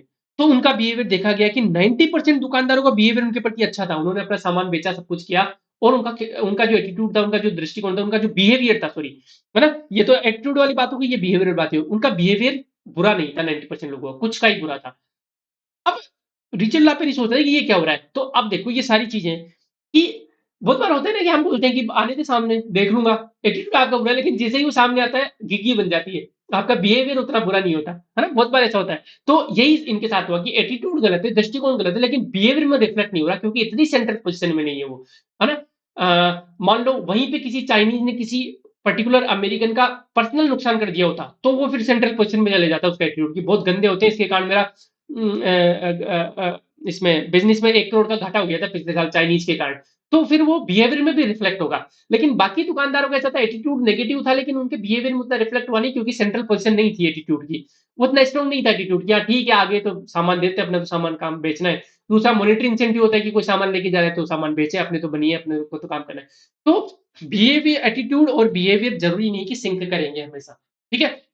दूसरा एक और एक्सपेरिमेंट था ईगो डिफेंसिव फंक्शन, जो मैंने शुरू में बात की थी। ये एनसीईआरटी में एग्जांपल है इसलिए मैंने यहाँ पे उठा लिया कि आपने, मैं अपने हिसाब से इसको थोड़ा ट्विक कर देता हूँ, आपने मेरी क्लास देखी और वो क्लास आपको बहुत बोर लगी कि अरे यार क्या पढ़ाता है, गंदा सा पढ़ाता है, ठीक है। लेकिन फिर मैंने आपको फोन किया कि भाई देख ऐसा है, मैं लेक्चर ले रहा हूँ, एथिक्स के लेक्चर पूरे होने वाले अपने, तू ऐसा कर अपने दोस्तों को रिकमेंड कर, ये लेक्चर की बहुत अच्छे लेक्चर ऐसे ऐसे बोल, और मैं तुझे 1 रुपये दूंगा, नहीं $1 है ना, तो 80 रुपये दूंगा, 100 रुपये दूंगा, चलो ठीक है 100 रुपये दूंगा।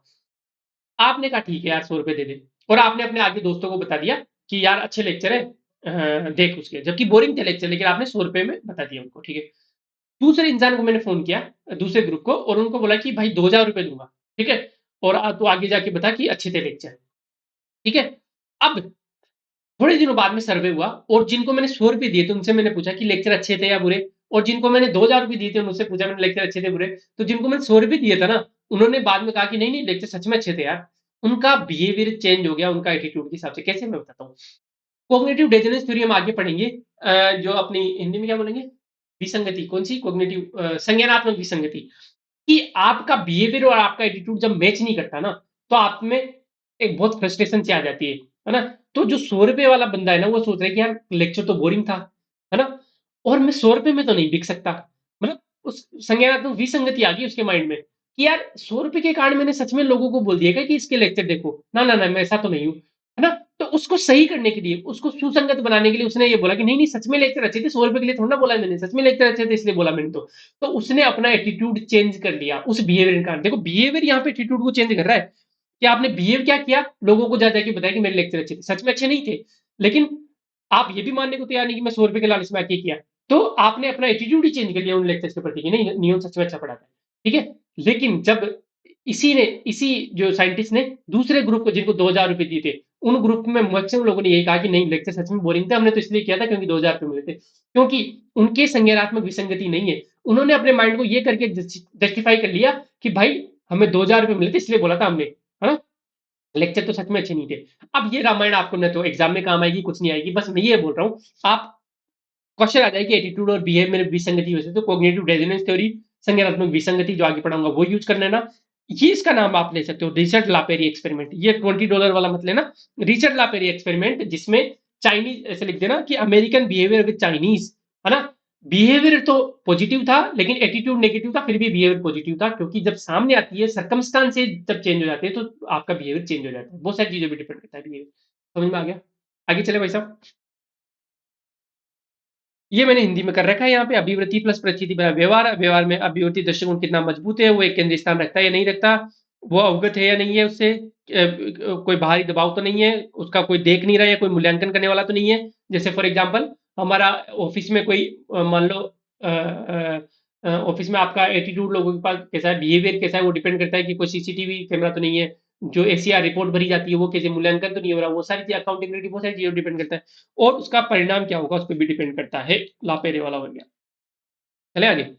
अब कौन कौन से फैक्टर्स हैं, ये वाली चीज होगी कि कितना क्लोज रिलेशनशिप होगा एटीट्यूड की, वही वाली चीज होगी वो कि सेंट्रल पोजीशन वगैरह। इसमें और दो चार चीजें ऐड कर दी कि स्पेसिफिसिटी क्या है, कि कोई भी पर्टिकुलर ऑब्जेक्ट या पे बात हो रही है क्या, ब्रॉड चीज। जैसे आप बोलोगे कि नारीवाद पे तो मेरा कोई फिक्स नहीं है, कि नारीवाद में भी कोई मीटू मूवमेंट है ना, उस पर मेरी क्या राय है, वो बहुत स्ट्रांग है मेरा।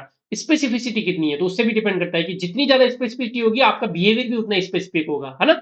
कि जैसे मेरे मुझे पूछ लिया गया कि यार वोट किसको देगा तू, मतलब मेरा मान लो कि कांग्रेस के प्रति या बीजेपी के प्रति पॉजिटिव वो है, एटीट्यूड है, लेकिन मेरा बिहेवियर ऐसा है कि वो डिपेंड करेगा स्पेसिफिसिटी पे कि भाई हमारे लिए क्या कर रही है, बच्चों के लिए, एस्पिरेंट्स के लिए क्या कर रही है, कौन सी जो पार्टी है वो नकल पे रोक लगा रही है।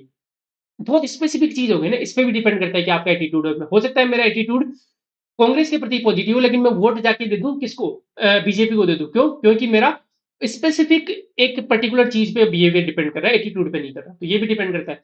उसके अलावा सेल्फ अवेयरनेस, मुझे अपने बारे में कितनी अवेयरनेस है वो भी डिपेंड करता है। एटीट्यूड की स्ट्रेंथ मैंने बताई दी ऊपर, है ना। एटीट्यूड की एक्सेसिबिलिटी, एक्सेसिबिलिटी का मतलब होता है कि कितना रिसेंट है, जो भी मैंने अपनी राय बनाई है वो कितना रिसेंट है। एक तो बचपन से ही मेरी राय गलत है, बचपन से भर दिया गया है मुझे गलत या सही के बारे में, तो मेरी या फिर अभी हाल ही में मैंने कोई एटीट्यूड बनाया है, तो एटीट्यूड हाल ही में बनाया तो बिहेवियर में रिफ्लेक्ट होगा, ये जरूरी नहीं है ना। तो और एटीट्यूड बचपन से ही आपकी जड़ों में बैठा हुआ है तो वो फिर बिहेवियर में रिफ्लेक्ट होगा। तो एक्सेसिबिलिटी की आपकी मेमोरी में कितना रिसेंट है वो एटीट्यूड, है ना। आपका मान लो किसी के प्रति खराब एक्सपीरियंस रहा है, तो अभी रिसेंट है तो फिर वो डिपेंड करता है कि कितना स्ट्रॉन्ग है कितना रिसेंट है, वो सारी चीजों पर डिपेंड करता है। ये ठीक है, ये चीजें आप एग्जाम में आए तो लिख देना कि जैसे एक्सेसिबिलिटी को बोलते हैं कितनी निकटता है, आत्म जागरूकता कितनी है, विशिष्टता कोई पर्टिकुलर उस पर चर्चा हो रही है क्या, प्रभाव कैसे है ना। अब मैं चलता हूँ ये कॉग्निटिव डिसोनेंस थ्योरी या कॉग्निटिव कंसिस्टेंसी थ्योरी, ये मैंने आपको किसमें पूछा था, टेस्ट सीरीज में भी पूछा था कि कॉग्निटिव डिसोनेंस थ्योरी क्या होती है। When an individual's belief and attitude is not in harmony with the behavior, he experiences psychological tension or discomfort. He is then motivated to reduce the dissonance through change in the behavior or cognition. जब किसी इंसान का behaviour और attitude match नहीं खाता है, तो उसको साइकोलॉजिकल टेंशन होती है, उसको दर्द होता है, माइंड में फ्रस्ट्रेशन आती है, इरिटेशन होती है, वो डिप्रेशन में भी जा सकता है, उसको एंजाइटी होती है, बहुत सारी चीजें होती है ना? फिर या तो वो अपने बिहेवियर को चेंज करेगा या फिर अपना कॉग्निशन ही चेंज कर देगा, उसके प्रति राय चेंज कर देगा। ठीक है? जैसे फॉर एग्जांपल $1 वाली स्टूडेंट वाली कि उसने अपनी अपनी राय चेंज कर दी। पहले उसे लेक्चर बोरिंग लगे थे, लेकिन जैसे ही उसके माइंड में ऐसा है कि यार मैं बिक तो नहीं सकता यार $1 के लिए, ₹100 के लिए बिक तो नहीं सकता मैं, तो उसने अपना राय चेंज कर ली कि नहीं नहीं लेक्चर अच्छे थे। ठीक है? ठीक है, वैसे ही कॉग्निटिव कंसिस्टेंसी थ्योरी होती है।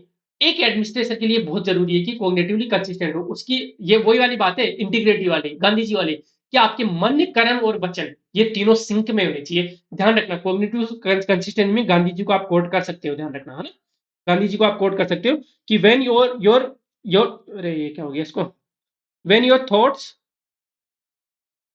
Your belief, your thoughts, your deeds, actions and your speech, या इसको मैं क्रम में लिखूं तो ऐसे लिख सकता हूं, सबसे पहले थॉट्स या बिलीफ, थॉट्स, उसके बाद में स्पीच जो आप बोल रहे हो वो, और आपके डीड्स, आपके एक्शंस, आपके कर्म, ये जब एक सिंक में होंगे तो आप में कॉग्निटिव कंसिस्टेंसी, आप में कॉग्निटिव डेजोनेंस नहीं। और जब आप बोल क्या रहे हो, कर क्या रहे हो, आप सोच क्या रहे हो, जब ये मिसमैच हो जाएगा तो आप में कॉग्निटिव डेजोनेंस आ जाएगा। ठीक है? इंटर रिलेटेड करना है, inter topic relationship, Gandhi ji का वही वाली चीज है। ठीक है? आगे चले साहब, यही वाली चीज यहाँ पे बता दी मैंने कि संज्ञानात्मक संगति वो सिद्धांत है जिसके अनुसार लोग अपने दृष्टिकोण, विचारों और अपने व्यवहार में सुसंगत रहने का प्रयास करते हैं। विसंगति क्या है? जब किसी व्यक्ति की मान्यताएं और दृष्टिकोण उसके व्यवहार के अनुरूप नहीं होती, वह मनोवैज्ञानिक तनाव या असुविधा का अनुभव करता है, फिर उसे या तो व्यवहार में या फिर अपनी अनुभूति में परिवर्तन करने के लिए प्रेरित किया जाता है। समझ में आ गया? यहाँ तक चलाएंगे। फैक्टर्स रेस्पॉन्सिबल ऑफ डाइवर्जेंस, की अब देखो हमने ये पढ़ लिया कि कौन कौन से फैक्टर्स जो अफेक्ट करते हैं। अब अलग डाइवर्ट कौन कौन से फैक्टर, वही वाली चीज होगी कि आपकी परिस्थिति कैसी है, सामाजिक या बाहरी दबाव, बाह्य अवरोध है क्या, जैसे स्वच्छ भारत मिशन है, स्वच्छ भारत मिशन के प्रति लोगों का एटीट्यूड अच्छा था कि हाँ भाई टॉयलेट होने चाहिए, मान लिया, लेकिन लोगों के पास टॉयलेट बनाने के पैसे नहीं है, फंड नहीं आ रहा, उसके अलावा टेक्निकल एडवाइस नहीं है कि ट्विन पिट थ्योरी थी ना, ट्विन पिट, गांव में बहुत सारे कारीगर बहुत परेशान हुए थे शुरू शुरू में जब 2015 में आया था कि 2 पिट होने चाहिए, उनको कनेक्ट रखा जाएगा, एक पिट भर गया तो फिर इसको खाली करो, तब तक ये चालू कर दो। तो ये टेक्निकल एक्सपर्टाइज नहीं थी, गाइडेंस नहीं थी, एडवाइस नहीं थी। फिर बाद में सर्कुलर जारी किया गया, बहुत सारे वीडियोस बनाए गए ट्विन पिट थ्योरी पे, तब जाके गाँव में कारीगर सीखे उन वीडियोस को देख देख के कि कैसे गड्ढे बनाए जाते हैं। तो एटीट्यूड तो पॉजिटिव, लेकिन बिहेवियर में रिफ्लेक्ट नहीं होता। शुरू में 2 साल सरकार बहुत परेशान हुई थी, है ना, बिहेवियरल चेंज के लिए, फिर ड्राइव चलाई गई थी बिहेवियरल चेंज के लिए कि एटीट्यूड तो हमने सही कर दिया, लेकिन बिहेवियर में कैसे रिफ्लेक्ट करना है, तो वो डिपेंड करता है कि भाई अफरोज कौन कौन से एटीट्यूड की स्ट्रेंथ हो गई। आपका कोई निहित, कोई स्वार्थ निहित है क्या? आप बड़ी बड़ी बातें करते हो, लेकिन आप एज ए सेलेक्टर, आपका बेटा आ गया सिलेक्शन के लिए, तो आपका एटीट्यूड तो ये है कि भाई निष्पक्ष होना चाहिए, जो सिलेक्शन कमेटी है वो बिल्कुल निष्पक्ष होनी चाहिए, होनी चाहिए, लेकिन आपका बिहेवियर चेंज हो गया क्योंकि आपका स्वार्थ निहित हो गया। टाइम प्रेशर, ये भी बहुत इंपॉर्टेंट चीज है, समय का दबाव। बहुत बार आपको क्विक डिसीजन लेने होते हैं, और क्विक डिसीजन के चक्कर में आप अपने एटीट्यूड और बिहेवियर के बीच में सुसंगति नहीं बैठा पाते हो। आपका एटीट्यूड तो किसी के बारे में पॉजिटिव है, लेकिन फटाफट से आपको डिसीजन लेना है, तो आप उस एटीट्यूड के उल्टा डिसीजन लेते हो। मान लो आपको किसी ने फटाफट से आके 1 करोड़ रुपए ऑफर कर दिए, अब आप तर्क लगा ही नहीं पा रहे, आप परिणामों के बारे में सोच ही नहीं पा रहे, आप अपने रेशनलिटी के आर्ग्यूमेंट्स को खोजने के लिए टाइम तो लगेगा ना, वो कर ही नहीं पा रहे, आपने फटाफट से डिसीजन ले लिया कि हाँ दे दे भाई दे दे, या फिर आपने फटाफट से मना कर दिया कि नहीं नहीं मैं तो नहीं दे रहा, है ना? तो कई बार आपका एटीट्यूड और बिहेवियर सेम मैच नहीं करते क्योंकि टाइम प्रेशर होता है, जल्दी से डिसीजन लेना होता है। उसके अलावा डायरेक्ट एक्सपीरियंस और सेकंड हैंड इन्फॉर्मेशन, कि उस पर्टिकुलर चीज के बारे में आपका अनुभव डायरेक्ट है या फिर कहीं से इन्फॉर्मेशन मिली है।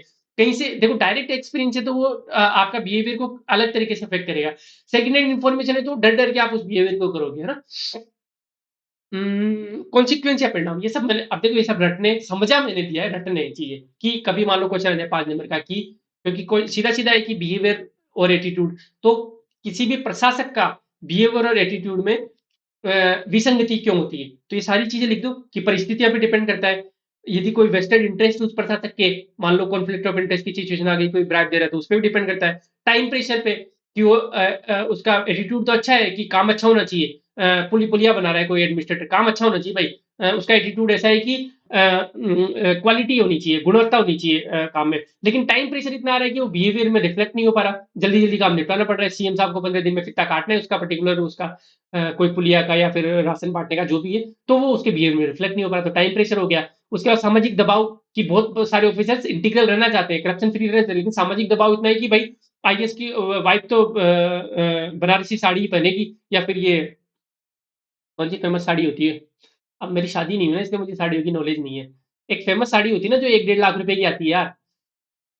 एक्चुअली मैं ये एग्जांपल इसलिए दे रहा हूँ क्योंकि रियल लाइफ सिचुएशन है। एक दोस्त, मेरे सीनियर दोस्त नहीं बोलूंगा उनको, सीनियर आईएएस ऑफिसर है, वो एक दिन हमें किस्सा सुना रहे थे ऐसे ही, कि वो बोल रहे थे कि नियन भाई ऐसा होता है कि वो तो नई नई गई हैं अभी, तो जैसे कोई सीनियर आईएएस ऑफिसर है और गेट टुगेदर हुआ, तो सारे आईएएस ऑफिसर की वाइफ भी आती है उस गेट टुगेदर में, पार्टी वार्टी फंक्शन में गए, तो वो जो जो वाइफ होती है वो एक दूसरे की साड़ियां देखती है, वो कंपेयर करती है, फिर वो घर में आके क्लेश होते हैं। अब मान लो कोई honest IAS officer, integral IAS officer, उसको तो तनख्वाह कितनी मिलती है, ज्यादा खाता नहीं है मान लो, तो वो परेशान रहता है, वैसे कॉग्निटिव डिसोनेंस आ जाता है कि न खाऊं तो ये दिक्कत, नहीं खाऊं तो ये दिक्कत, 1.5 लाख रुपए की साड़ी कहाँ से ला के दूं मैं।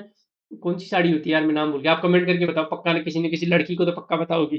ठीक है, तो ये कॉन्सिक्वेंस हो गए। गलत नहीं है ये सब करना, खूब पहनो, बढ़िया पहनो, अच्छा खाओ पियो, सब कुछ करो, लेकिन वो लेजिटमेट तरीके से होना चाहिए। कोई चीज बनी है तो पहनने के लिए बनी है भाई। चलो आगे चलो, बिहेवियर ऑफ एन एडमिनिस्ट्रेटर। एक एडमिनिस्ट्रेटर का बिहेवियर कैसा होना चाहिए, है ना, क्योंकि सिलेबस में ना बिहेवियर ऑफ एडमिनिस्ट्रेटर कैसा होना चाहिए भाई, उसको कॉन्फ्लिक्ट ऑफ इंटरेस्ट या वेस्टेड इंटरेस्ट नहीं, स्वार्थों से बचना चाहिए, उसका वैल्यू सिस्टम बहुत स्ट्रांग होना चाहिए, कॉग्निटिव कंसिस्टेंसी हमेशा सीख करनी चाहिए, साइकोलॉजिकल, ताकि टेंशन नहीं हो, मनोवैज्ञानिक संतुष्टि हो, साइकोलॉजिकल सेटिस्फेक्शन हो, इमोशनल इंटेलिजेंस का यूज करो, सेल्फ अवेयरनेस होनी चाहिए ताकि उसका बिहेवियर एटीट्यूड मैच करे। बेस्ट गाइड उसके होने चाहिए कॉन्स्टिट्यूशन, लॉज, रूल्स, और अच्छे सीनियर जो रोल मॉडल है। वो गाइड नहीं होने चाहिए जो अच्छा अच्छे घर बना लिया किसी ने, या फिर तगड़ा माल कमा लिया, या फिर विदेश घूमने जा रहा है। आपके जो गाइड होने चाहिए वो आपके रूल्स, रेगुलेशंस, कॉन्स्टिट्यूशन, और ऐसे अच्छे अच्छे ऑफिसर होने चाहिए जो अच्छा काम कर रहे हैं। ठीक है, और keep the needs in limit, आपको अपनी जरूरतों को सीमित रखना पड़ेगा, आप उतना ही पैर फैलाए जितनी चादर है, तभी आप अल्टीमेटली तो देखो यार, देखो मेरी थ्योरी क्या है, मैं तो कौन होता हूँ कमेंट करने वाला, कोई घूस खा रहा है या कुछ भी कर रहा है, तो हो सकता था कल को मैं ही वो एडमिशन जाके ऐसा करने लग जाता, तो मैं अभी अपने आप को उस अथॉरिटी में नहीं मानता कि मैं किसी पे कमेंट करूं, लेकिन लेकिन मेरा अल्टीमेटली मानना है कि समन बोनम वाली चीज है कि खुश रहना है अल्टीमेटली लाइफ में। अब आप किसी से पैसे ले रहे हो, आप भी खुश वो भी खुश, हालांकि कानूनन गलत है, लेकिन लॉन्ग टर्म में मान लो आपको उससे दुख हो रहा है, दुख मतलब एक तो डर है, दुख तो डायरेक्ट नहीं होगा, एक तो डर है आपको पकड़े जाने का, उस पैसे को आप यूज नहीं कर पा रहे, आपके बच्चे बिगड़ गए उस पैसे का इस्तेमाल करके क्योंकि आपके पास तो टाइम ही नहीं है खर्च करने के लिए, अल्टीमेटली तो दुखी हुआ ना। फिर क्या मतलब करोड़ों कमाने का, तो करोड़ों कमाओ, अरबों कमाओ, लेकिन वो लेजिटमेट तरीके से कमाओगे तो साइकोलॉजिकल सेटिस्फेक्शन रहेगा, हमेशा खुश रहोगे। अल्टीमेटली खुशी है यार, पैसा किस लिए कमा रहे हो, प्लॉट्स क्यों खरीद रहे हो, गाड़ियां क्यों खरीद रहे हो, बड़े बड़े बंगले क्यों बना रहे हो, साइकोलॉजिकल सेटिस्फेक्शन के लिए ना। यदि उसका जो मीन्स है, उसका जो जो तरीका है वही आपको डिस्कम्फर्ट कर रहा है, रात को नींद नहीं आ रही, बीपी की गोलियां चलने लग गई 40 की उम्र में, तो फिर क्या मतलब है, फिर क्या मतलब है पैसे का। चलो आगे चलते हैं, मोरल एटीट्यूड। तो जो भी करो सोच समझ के करो, और मतलब लिमिट में ही करो, किसी को परेशान करके तो मत ही करो बिल्कुल भी। करप्शन भी दो टाइप के होते हैं, कोलिजिव करप्शन होता है, कोर्सिव करप्शन होता है, ठीक है, गलत दोनों ही है। एक होता है कोलिजिव, एक होता है कोर्सिव। कोलिजिव करप्शन होता है कि जब जैसे आप जो देने वाला और लेने वाला दोनों सहमति से ले रहे हैं, कानूनन गलत है। एक होता है कोर्सिव कि आप छीना झपटी कर रहे हो किसी गरीब का, वो तो इसमें बहुत ज्यादा हाई लगती है यार, इसको अवॉइड किया करो। ठीक है, अवॉइड तो सारी किया करो। मॉरल एटीट्यूड, हाँ जी, मॉरल एटीट्यूड, हाँ, ये मैंने इसकी अंग्रेजी की वही हटा दी भाई, कहाँ गया, कोई बात नहीं मैं डाल दूंगा, है ना, इसका इसकी इंग्लिश वाली स्लाइड बताने की किधर गई। कोई बात नहीं, मॉरल एटीट्यूड क्या होता है मैं आपको वैसे बताता हूँ। Your attitude towards moral issues, simple सी लाइन में ये है मोरल एटीट्यूड, जो भी मोरल इश्यूज है उनके प्रति आपका एटीट्यूड, आपका दृष्टिकोण, आपकी अभिवृत्ति कैसी है, यही मोरल एटीट्यूड है। कोई भी चीज देखो, क्या सही है क्या गलत है, कि नैतिक धारणा या नैतिक मूल्यों पर आधारित दृष्टिकोण को ही मूल्य अभिवृत्ति कहा जाता है। नैतिक मूल्यों पर आधारित दृष्टिकोण को, कोई भी दृष्टिकोण जो आपका बन रहा है वो नैतिक मूल्यों पर आधारित है, उनका जो आधार है उस दृष्टिकोण का वो नैतिक मूल्य है, यही मूल्य अभिवृत्ति है। इसमें ऐसे मुद्दे शामिल है जिनका नैतिक आधार पर मूल्यांकन करने की आवश्यकता है। अब आप बोलोगे हर चीज ऐसी नहीं है, सीन में सांप है, सांप से आप, सांप के प्रति आपका एटीट्यूड कैसा है, पॉजिटिव है नेगेटिव है, इसमें तो अच्छा बुरा की कोई बात ही नहीं, वो तो आपके ऊपर है ना। तो ये गैर नैतिक चीज है। अनैतिक अलग चीज होता है, अनैतिक तो बुरा हो गया, नैतिक अच्छा हो गया, और एक होता है गैर नैतिक। जैसे पॉलिटिकल होता है, एंटी पॉलिटिकल होता है, और एक होता है ए पॉलिटिकल, है ना। जब ए लग जाता है, ए मोरल, इमोरल होता है, एक मोरल होता है, एक होता है एमोरल। इमोरल मतलब गलत चीज है, मोरल मतलब अच्छी चीज है। एमोरल मतलब जिनका अच्छे अच्छी बुरी से कोई लेन देन नहीं। ये बोतल अच्छी है बुरी है, बताओ। मतलब आप मोरल वैल्यूज पे इस बोतल को इवेल्युएट नहीं कर सकते ना कि ये बहुत अच्छी है, वो है वो। इसकी उपयोगिता जरूर हो सकती है, लेकिन मोरल मोरल वैल्यूज नहीं घुसा सकते इसमें। पर इसमें empathy, accountability, transparency, integrity, honesty, ये सब नहीं घुसा सकते हम। ये अच्छा है या बुरा है ये नहीं कर सकते अपन, ठीक है। तो ठीक वैसे ही जैसे बंजी जंपिंग है, बंजी बंजी जंपिंग मोरल या इमोरल नहीं भाई, ये तो मोरलिटी का कोई इश्यू नहीं है। किसी को अच्छा लगता है बंजी जंपिंग, किसी का एटीट्यूड बंजी जंपिंग के बच्चे अच्छा है, मेरा हो सकता है बुरा है क्योंकि मुझे ऊंचाई से डर लगता है। तो ये सब एमोरल चीजें, गैर नैतिक चीजें। लेकिन जिन चीजों का अपन मोरलिटी के हिसाब से इवोल्यूएशन करते हैं, जैसे नारीवाद हो गया, फेमिनिज्म अच्छा है बुरा है, आपकी आपकी राय, सबरीमाला में जो सबरीमाला जो टेम्पल है उसमें महिलाओं की एंट्री होनी चाहिए नहीं होनी चाहिए, तो ये अच्छा बुरा ही होगी। पीरियड्स में महिलाओं को मंदिर में जाना चाहिए नहीं जाना चाहिए, अच्छा ही बुरा ही होगी। उसके अलावा बाल अपराध, जो क्या नाम है, जुवेनाइल जस्टिस होता है, जुवेनाइल डेलिक्वेंसी होती है, उसके प्रति आपकी राय अच्छी है बुरी है। मतलब 16 साल निर्भया कांड जो हुआ था उसमें 16 साल का जो वन ऑफ द रेपिस्ट 16 साल का था, वो दो साल जेल काट करके बाहर आ गया। उसके प्रति आपकी राय, इसमें मोरलिटी आ रही है, उसमें आप अच्छा या बुराई एवेल्यूएट कर रहे हो। तो जिन जिन मुद्दों में मोरल मोरल दृष्टिकोण हम रखते हैं, वो मूल्य विवृत्ति है। नैतिक मूल्यों पर आधारित दृष्टिकोण को ही बोलते हैं। सिंपल सा आखिरी डेफिनेशन ये बहुत इंपॉर्टेंट है। नैतिक मुद्दों के प्रति हम जो दृष्टिकोण रखते हैं वही मूल्य अभिवृत्ति है, नैतिक मुद्दों के प्रति। जैसे यूथनेशिया है, सॉरी, यूथनेशिया में क्या होता है कि इच्छा मृत्यु वाली चीज है कि कोई मान लो सफर कर रहा है कैंसर से, तो आपने उसको इंजेक्शन दर्द, सॉरी, जहर का इंजेक्शन लगा के मार दिया।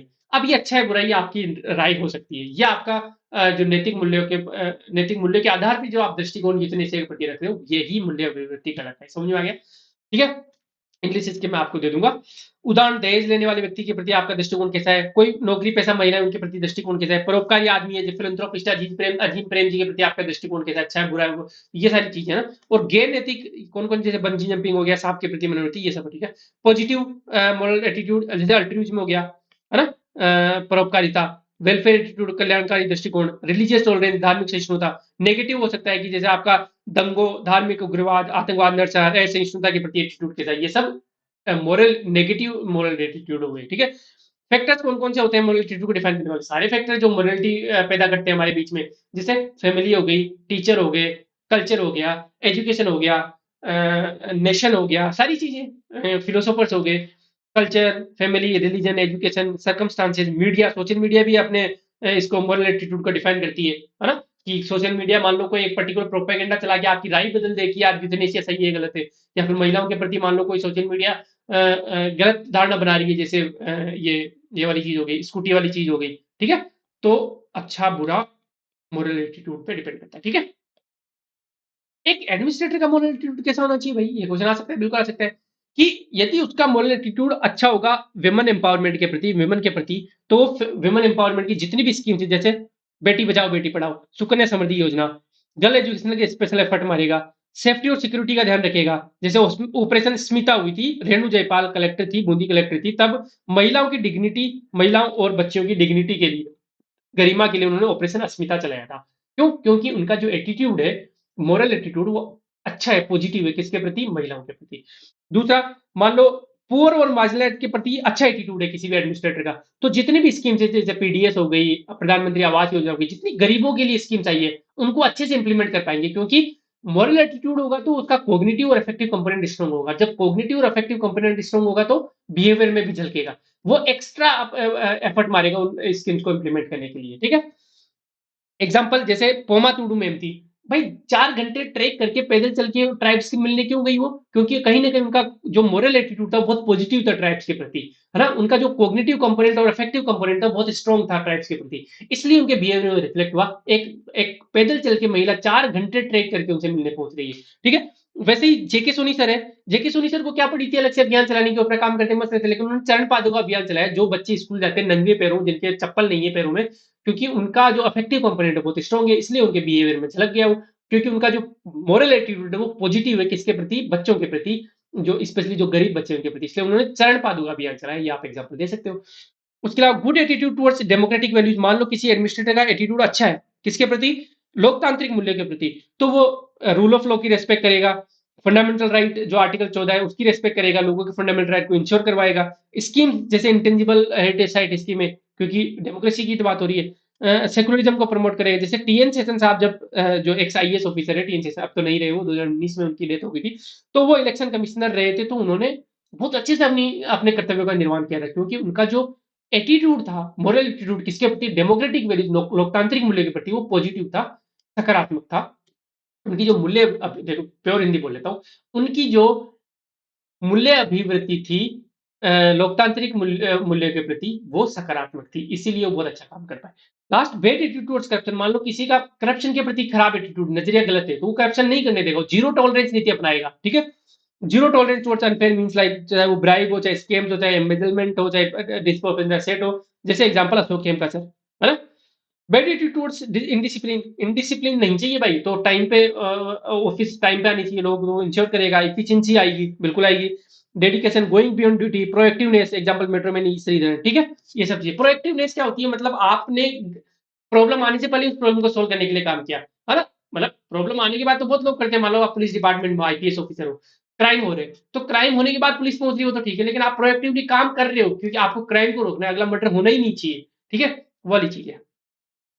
ये मैंने सब सारे पढ़ा दिए आपको, महिला सशक्तिकरण के पीछे अच्छा दृष्टिकोण, गरीब और हाशियों पर रहने वाले लोगों के प्रति अच्छा दृष्टिकोण, लोकतांत्रिक मूल्य के प्रति अच्छा दृष्टिकोण, भ्रष्टाचार के प्रति बुरा दृष्टिकोण, अनुशासनहीनता के प्रति बुरा दृष्टिकोण, अच्छा और बुरा दोनों बता दिए मैंने, किस तरीके से एक मोरल एटीट्यूड एक एडमिनिस्ट्रेटर को अच्छा अच्छा काम करने के लिए हेल्प कर सकता है। रेणु जयपाल मैम का ऑपरेशन अस्मिता बूंदी कलेक्टर रही थी। जेके सोनी सर कहाँ गया चरण पादुका अभियान। आईएएस अधिकारी पोमा टोडू का अब देखो मैं जानबूझ के जैसे अगर रेणु जयपाल और ये जेके सोनी सर का एग्जांपल यूज किया है, राजस्थान के एग्जांपल यूज किए हैं, ठीक है। चले साहब, चलते हैं। ये हो गया अपना मोरल एटीट्यूड का था, अब आ गया पॉलिटिकल एटीट्यूड। टाइम कितना हो गया? अभी तो 1 घंटा ही हुआ है। हाँ जी, फटाफट खत्म कर देते हैं फिर रेस्ट लेंगे। पॉलिटिकल एटीट्यूड क्या होता है? पॉलिटिकल एटीट्यूड क्या होता है कि आपका एक रिलेटिवली स्टेबल ओपिनियन, देखो ओपिनियन तो होती है, लेकिन रिलेटिवली स्टेबल ओपिनियन है ये, ठीक है। रिलेटिवली स्टेबल ओपिनियन किसके प्रति? कोई भी इंडिविजुअल या ग्रुप के प्रति, किसी, सॉरी सॉरी सॉरी, दोबारा बोलता हूँ। आपकी एक रिलेटिवली स्टेबल ओपिनियन है किसकी? किसी भी ग्रुप की, एक इंसान की, किसके प्रति? किसी भी राजनीतिक घटना के प्रति, किसी भी राजनेता के प्रति, किसी भी पॉलिसी के प्रति, नीति के प्रति, जब आपकी ओपिनियन है तो वो पॉलिटिकल एटीट्यूड होता है। देखो, ए relatively stable opinion that an individual और ए ग्रुप, कोई भी समूह या कोई भी व्यक्ति रखता है, किसके प्रति रखता है? कुछ पॉलिटिशियन के प्रति, राजनेता के प्रति, कोई पॉलिसी या लॉ के प्रति, कोई इवेंट के प्रति, राजनीतिक इवेंट के प्रति, या फिर कोई भी इश्यू इन पब्लिक डोमेन। देखो भाई, राजनीति जो पॉलिटिक्स है ना, बहुत ब्रॉड होती है। सबरीमाला वाला जो इश्यू है वो भी पॉलिटिक्स से रिलेटेड है ना। कोई भी सामाजिक मुद्दा होता है ना, वो पॉलिटिक्स का पार्ट बन जाता है, ठीक है। तो कोई भी पब्लिक डोमेन में, सार्वजनिक क्षेत्र में कोई भी मुद्दा है, उसके प्रति आपकी राय कैसी है, वो पॉलिटिकल एटीट्यूड बन जाता है। हिंदी में मैं बोलूं तो राजनीतिक दृष्टिकोण से आज से कि किसी राजनेता, नीति, कानून, घटना, राजनीतिक दल या फिर सार्वजनिक क्षेत्र के किसी मुद्दे के प्रति किसी व्यक्ति या समूह की एक अपेक्षाकृत स्थित राय जो होती है, राय तो ठीक है लेकिन अपेक्षाकृत स्थित राय, क्यों? क्योंकि कोई स्पेसिफिक पॉलिटिकल ओपिनियन होती है, फिर उसके बाद में हैबिचुअल पॉलिटिकल ओपिनियन होती है, उसके बाद में आता है एटीट्यूड, और उसके बाद में आता है विचारधारा। और ज्यादा स्ट्रॉन्ग हो गया, परमानेंट हो गया, तो विचारधारा में बन जाती है, ठीक है। जैसे एग्जाम्पल, लेफ्ट वर्सेज राइट, वामपंथी या दक्षिणपंथी राजनीति, इनके प्रति आपका एटीट्यूड कैसा है, वो पॉलिटिकल एटीट्यूड में काउंट होगा। आपका सबरीमाला में महिलाओं को एंट्री दी जानी चाहिए थी या नहीं दे, नहीं, क्या फंबल कर रहा है यार, सॉरी। सबरीमाला में महिलाओं को एंट्री दी जानी चाहिए थी या नहीं दी जानी चाहिए थी, ये आपका जो एटीट्यूड है ये पॉलिटिकल एटीट्यूड का पार्ट है। अच्छा बोल दिया मैंने पूरा, ठीक है। ट्रिपल तलाक के प्रति आपका एटीट्यूड कैसा है, ये भी आपका पॉलिटिकल एटीट्यूड का पार्ट है। रिलेशनशिप विद पाकिस्तान कैसे होनी चाहिए, हाँ, कि मार दो, काट दो, बम फोड़ दो, या फिर रिलेशनशिप थोड़े अच्छे करो, कैसा एटीट्यूड आपका पाकिस्तान के प्रति, ये भी आपका पॉलिटिकल एटीट्यूड का पार्ट बनता है, ठीक है। डिमोनेटाइजेशन अच्छा था या बुरा था, ये भी, क्योंकि वो जो डिमोनेटाइजेशन जो हुआ था, विमुद्रीकरण नहीं होता क्या, विमुद्रीकरण नहीं होता होगा, वो जो हुआ था डिमोनेटाइजेशन 2016 में, उसका उसका जो इम्पैक्ट पड़ा वो सार्वजनिक क्षेत्र पे ही तो पड़ा। पहली बात तो वो जो डिसीजन लिया वो मोदी जी ने लिया, वो किसी पॉलिटिकल पार्टी से बिलोंग करते हैं, वो पीएम है अपने, तो पॉलिटिकल एटीट्यूड तो होगा उसके प्रति, जो भी राय होगी आपकी, है ना। फार्मर्स प्रोटेस्ट, अभी जो फार्मर जो प्रोटेस्ट चल रहे हैं उनके प्रति आपका वो अच्छे बुरे, ये भी आपकी पॉलिटिकल एटीट्यूड को दर्शाता है। समाजवाद या पूंजीवाद किसको सपोर्ट करते हो आप, ये भी आपके पॉलिटिकल एटीट्यूड का पार्ट है, ठीक है। सेम सेक्स मैरिज वाला, क्योंकि ये भी एक सामाजिक मुद्दा है भाई, है ना, कि आप एटीट्यूड, मैंने बताया था ना कि एटीट्यूड आपका समलैंगिक विवाह के प्रति आपका एटीट्यूड कैसा है, ये भी आपका पॉलिटिकल एटीट्यूड का पार्ट है। एग्जाम, इतने सारे एग्जांपल दे दिए आपको, तो एग्जाम में 2-3 लिखने हैं, ठीक है। कौन कौन से फैक्टर अफेक्ट करते हैं, मैंने पहले ही बता दिया आपको। जैसे मणिपुर में किस इंसान की पॉलिटिकल आइडियोलॉजी किस तरफ जाएगी, वो डिपेंड करता है हिस्टोरिकल फैक्टर्स पे, उनकी क्लास पे, उनके कल्चर पे, उनके लैंग्वेज पे, उनकी एजुकेशन पे, उनकी एज पे। फॉर एग्जाम्पल, देखा जाता है कि जो यंग एज के जो स्टूडेंट्स होते हैं वो वामपंथी विचारधारा को ज्यादा पसंद करते हैं। क्यों?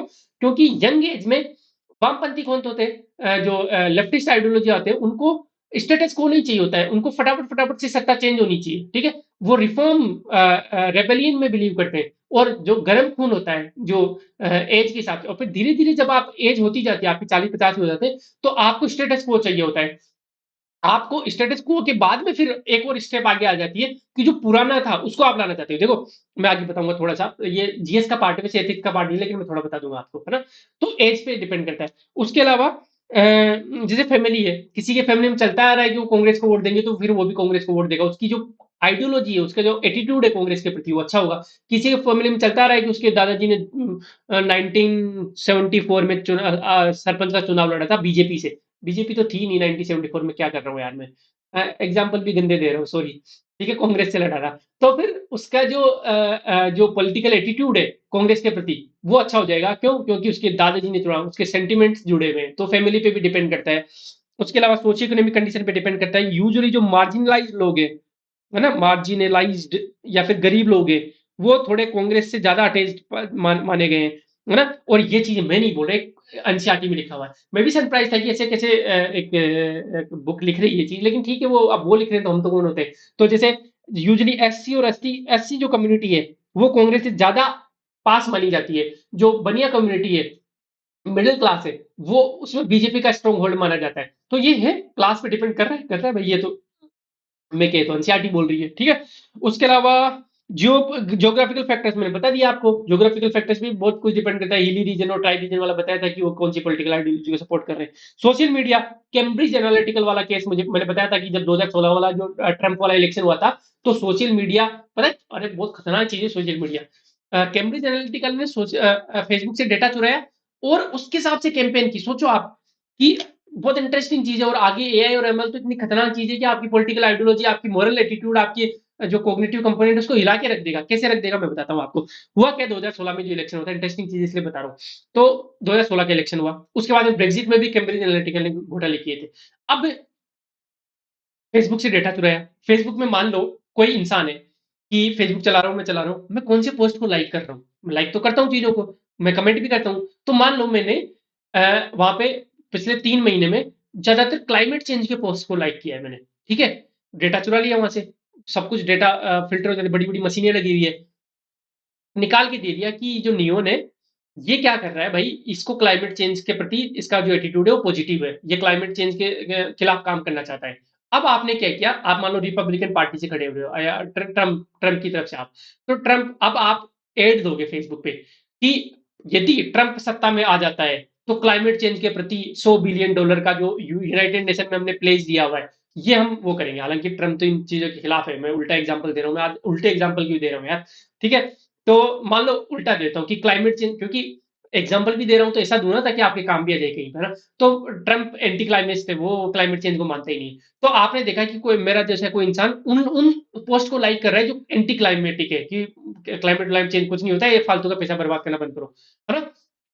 या फिर कोई इंसान ऐसा है कि क्लाइमेट चेंज के प्रति सजग है। अब ट्रम्प हूं मैं, तो मैं उसको वो करना चाहता हूँ, अपनी तरफ लाना चाहता हूँ, तो मैं उसको ऐसे ऐड दिखाऊंगा। अब ऐड भी आजकल सेलेक्टेड होते हैं कि डेटा चुरा लिया, अब उन्हीं लोगों को ऐड दिखेगा। वो उन लोगों को कैसे ऐड दिख रहा है कि यदि ट्रम्प आ जाता है तो देखो क्लाइमेट चेंज में इतने पैसे देगा, उनको ऐसा दिख रहा है ना। देगा नहीं देगा वो अलग बात है, लेकिन जो आपको वोट देना चाह रहे हैं उनके तो आप खुली कैंपेन कर रहे हो कि भाई मैं क्लाइमेट चेंज में 1 रुपया भी नहीं दूंगा।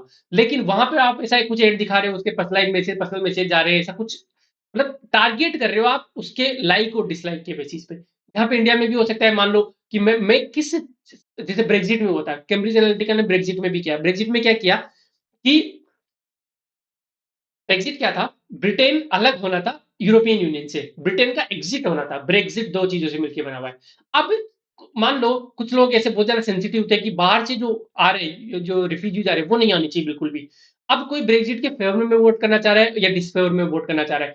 आप बोल रहे हो कि यदि ब्रेग्जिट हो जाता है तो हम पूरी तरीके से फेंसिंग कर देंगे, है ना, बहुत स्ट्रिक्ट लॉ ले आएंगे कि कोई इमिग्रेंट आएगा ही नहीं आएगा, है ना। आपने उसको इन्फ्लुएंस कर दिया ब्रेग्जिट के लिए। वो पहले ब्रेग्जिट के पक्ष में नहीं था, लेकिन अब वो सोच यार ये तो अच्छी चीज कर रहे हैं, ये तो मैं जो चाहता हूँ वही कर रहे हैं। उसको क्या पता कि भाई ये मुझे एडी इसलिए दिखाया जा रहा है क्योंकि मैंने उन चीजों को लाइक किया था, मैं एंटी इमिग्रेंट हूँ, मुझे इमिग्रेंट पसंद नहीं है, इसलिए मुझे ये वो किया जा रहा है इस तरीके से। और ये बहुत आसान चीज है यार, ये मास लेवल पे खेली जाती है। 1 करोड़ लोगों को आपने एक साथ ऐड दे दिया, 1 करोड़ में से मान लो 50 लाख भी आपके पास आ गए, 10 लाख भी आपके पास आ गए, 10% कन्वर्जन रेट होती है, 10%, 10 लाख वोट बहुत होते हैं यार।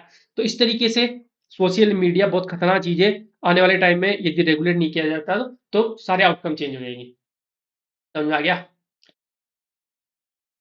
ये political attitude left versus right, देखो ये जो रेडिकल होते हैं, लेफ्ट वाले मैंने बताया था वामपंथी, इन ये यंग लोग होते हैं, यूजली एज एज में बहुत यंग होते हैं। तो इनको भाई साहब सत्ता को उखाड़ के फेंकने का शौक होता है, ठीक है। इधर ये कंजर्वेटिव होते हैं जैसे बीजेपी वगैरह, इनमें क्या होता है कि जो चल रहा है वैसे चल रहा है, स्टेटस को के लिए। फिर रिएक्शनरी होते हैं इधर बिल्कुल एक्सट्रीम राइट में। एक्सट्रीम राइट में जो रिएक्शनरी होते हैं वो पुराने जमाने में जाने जाते थे, राम राज्य लाना चाहते हैं वो, ठीक है।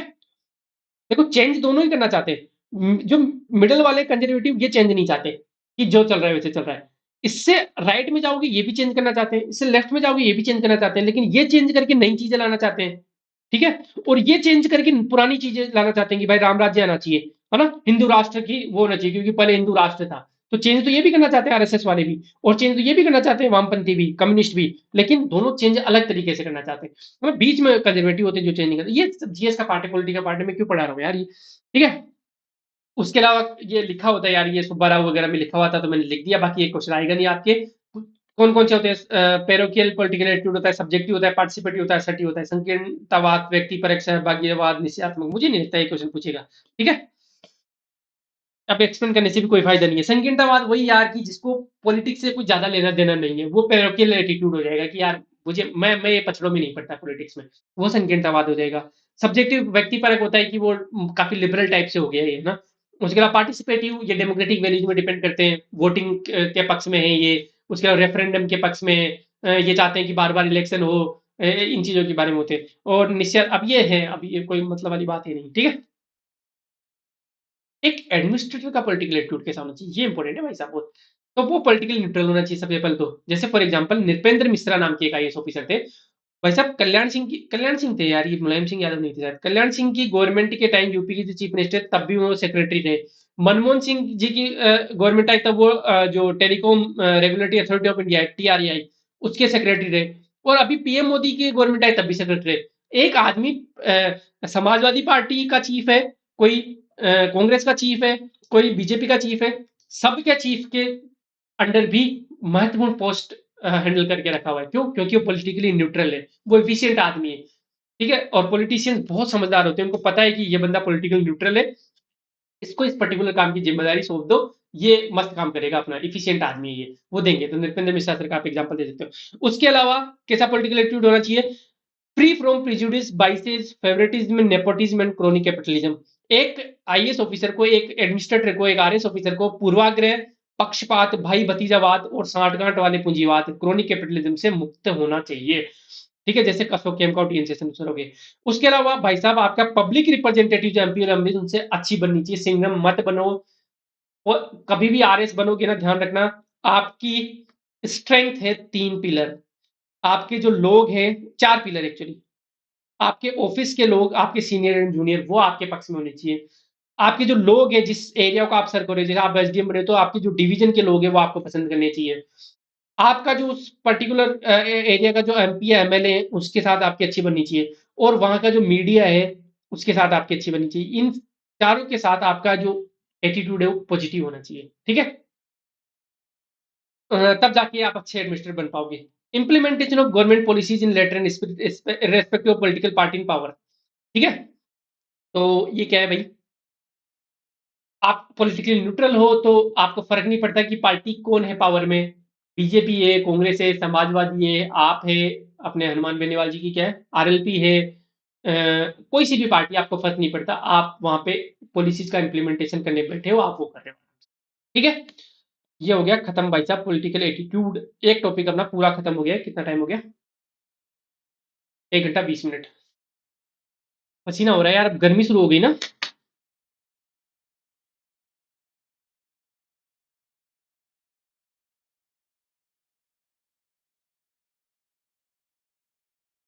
आप भी रेस्ट रेस्ट ले सकते हो थोड़ी देर, मैं खड़ा हूँ।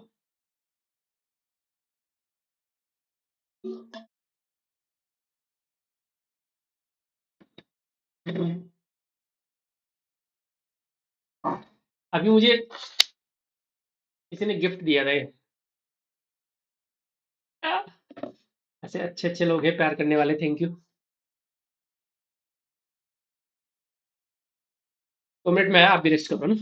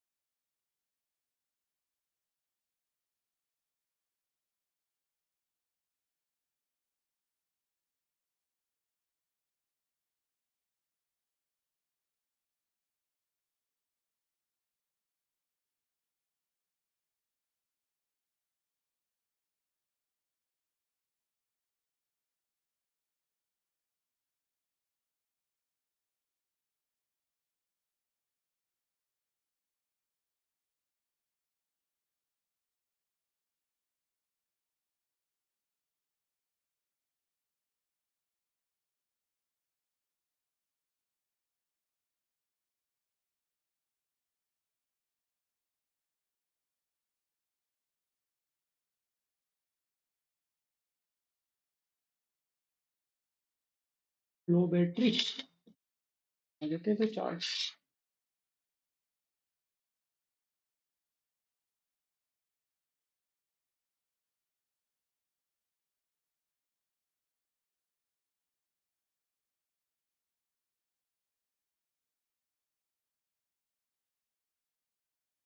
चले तो फिलोसॉफिकल बेसिस ऑफ इंटीग्रिटी भी स्टार्ट करते हैं अपन।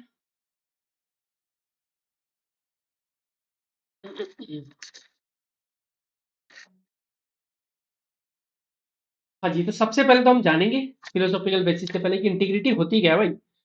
The term integrity comes from the Latin word integer. Integer से आता है जिसका मतलब है अनटच्ड, जिसे छुआ नहीं जा सकता। मतलब ऐसे प्रिंसिपल से जो अनकम्प्रोमाइजेबल हो, अनटच्ड हो। ठीक है, हिंदी में मैं बात करूं तो सत्यनिष्ठा शब्द लैटिन शब्द इंटेंग्रे से है जिसका अर्थ है अछूता। इसलिए वह सिद्धांत जिनमें कोई समझौता नहीं किया जा सकता, जिनको छुआ नहीं जा सकता, अछूते सिद्धांत है, उनको इंटीग्रिटी बोलते हैं। स्थान, समय और संदर्भ की परवाह किए बिना नैतिक सिद्धांतों का कड़ाई से पालन करना इंटीग्रिटी है। ये ज्यादा मतलब दोनों लिख सकते हो आप।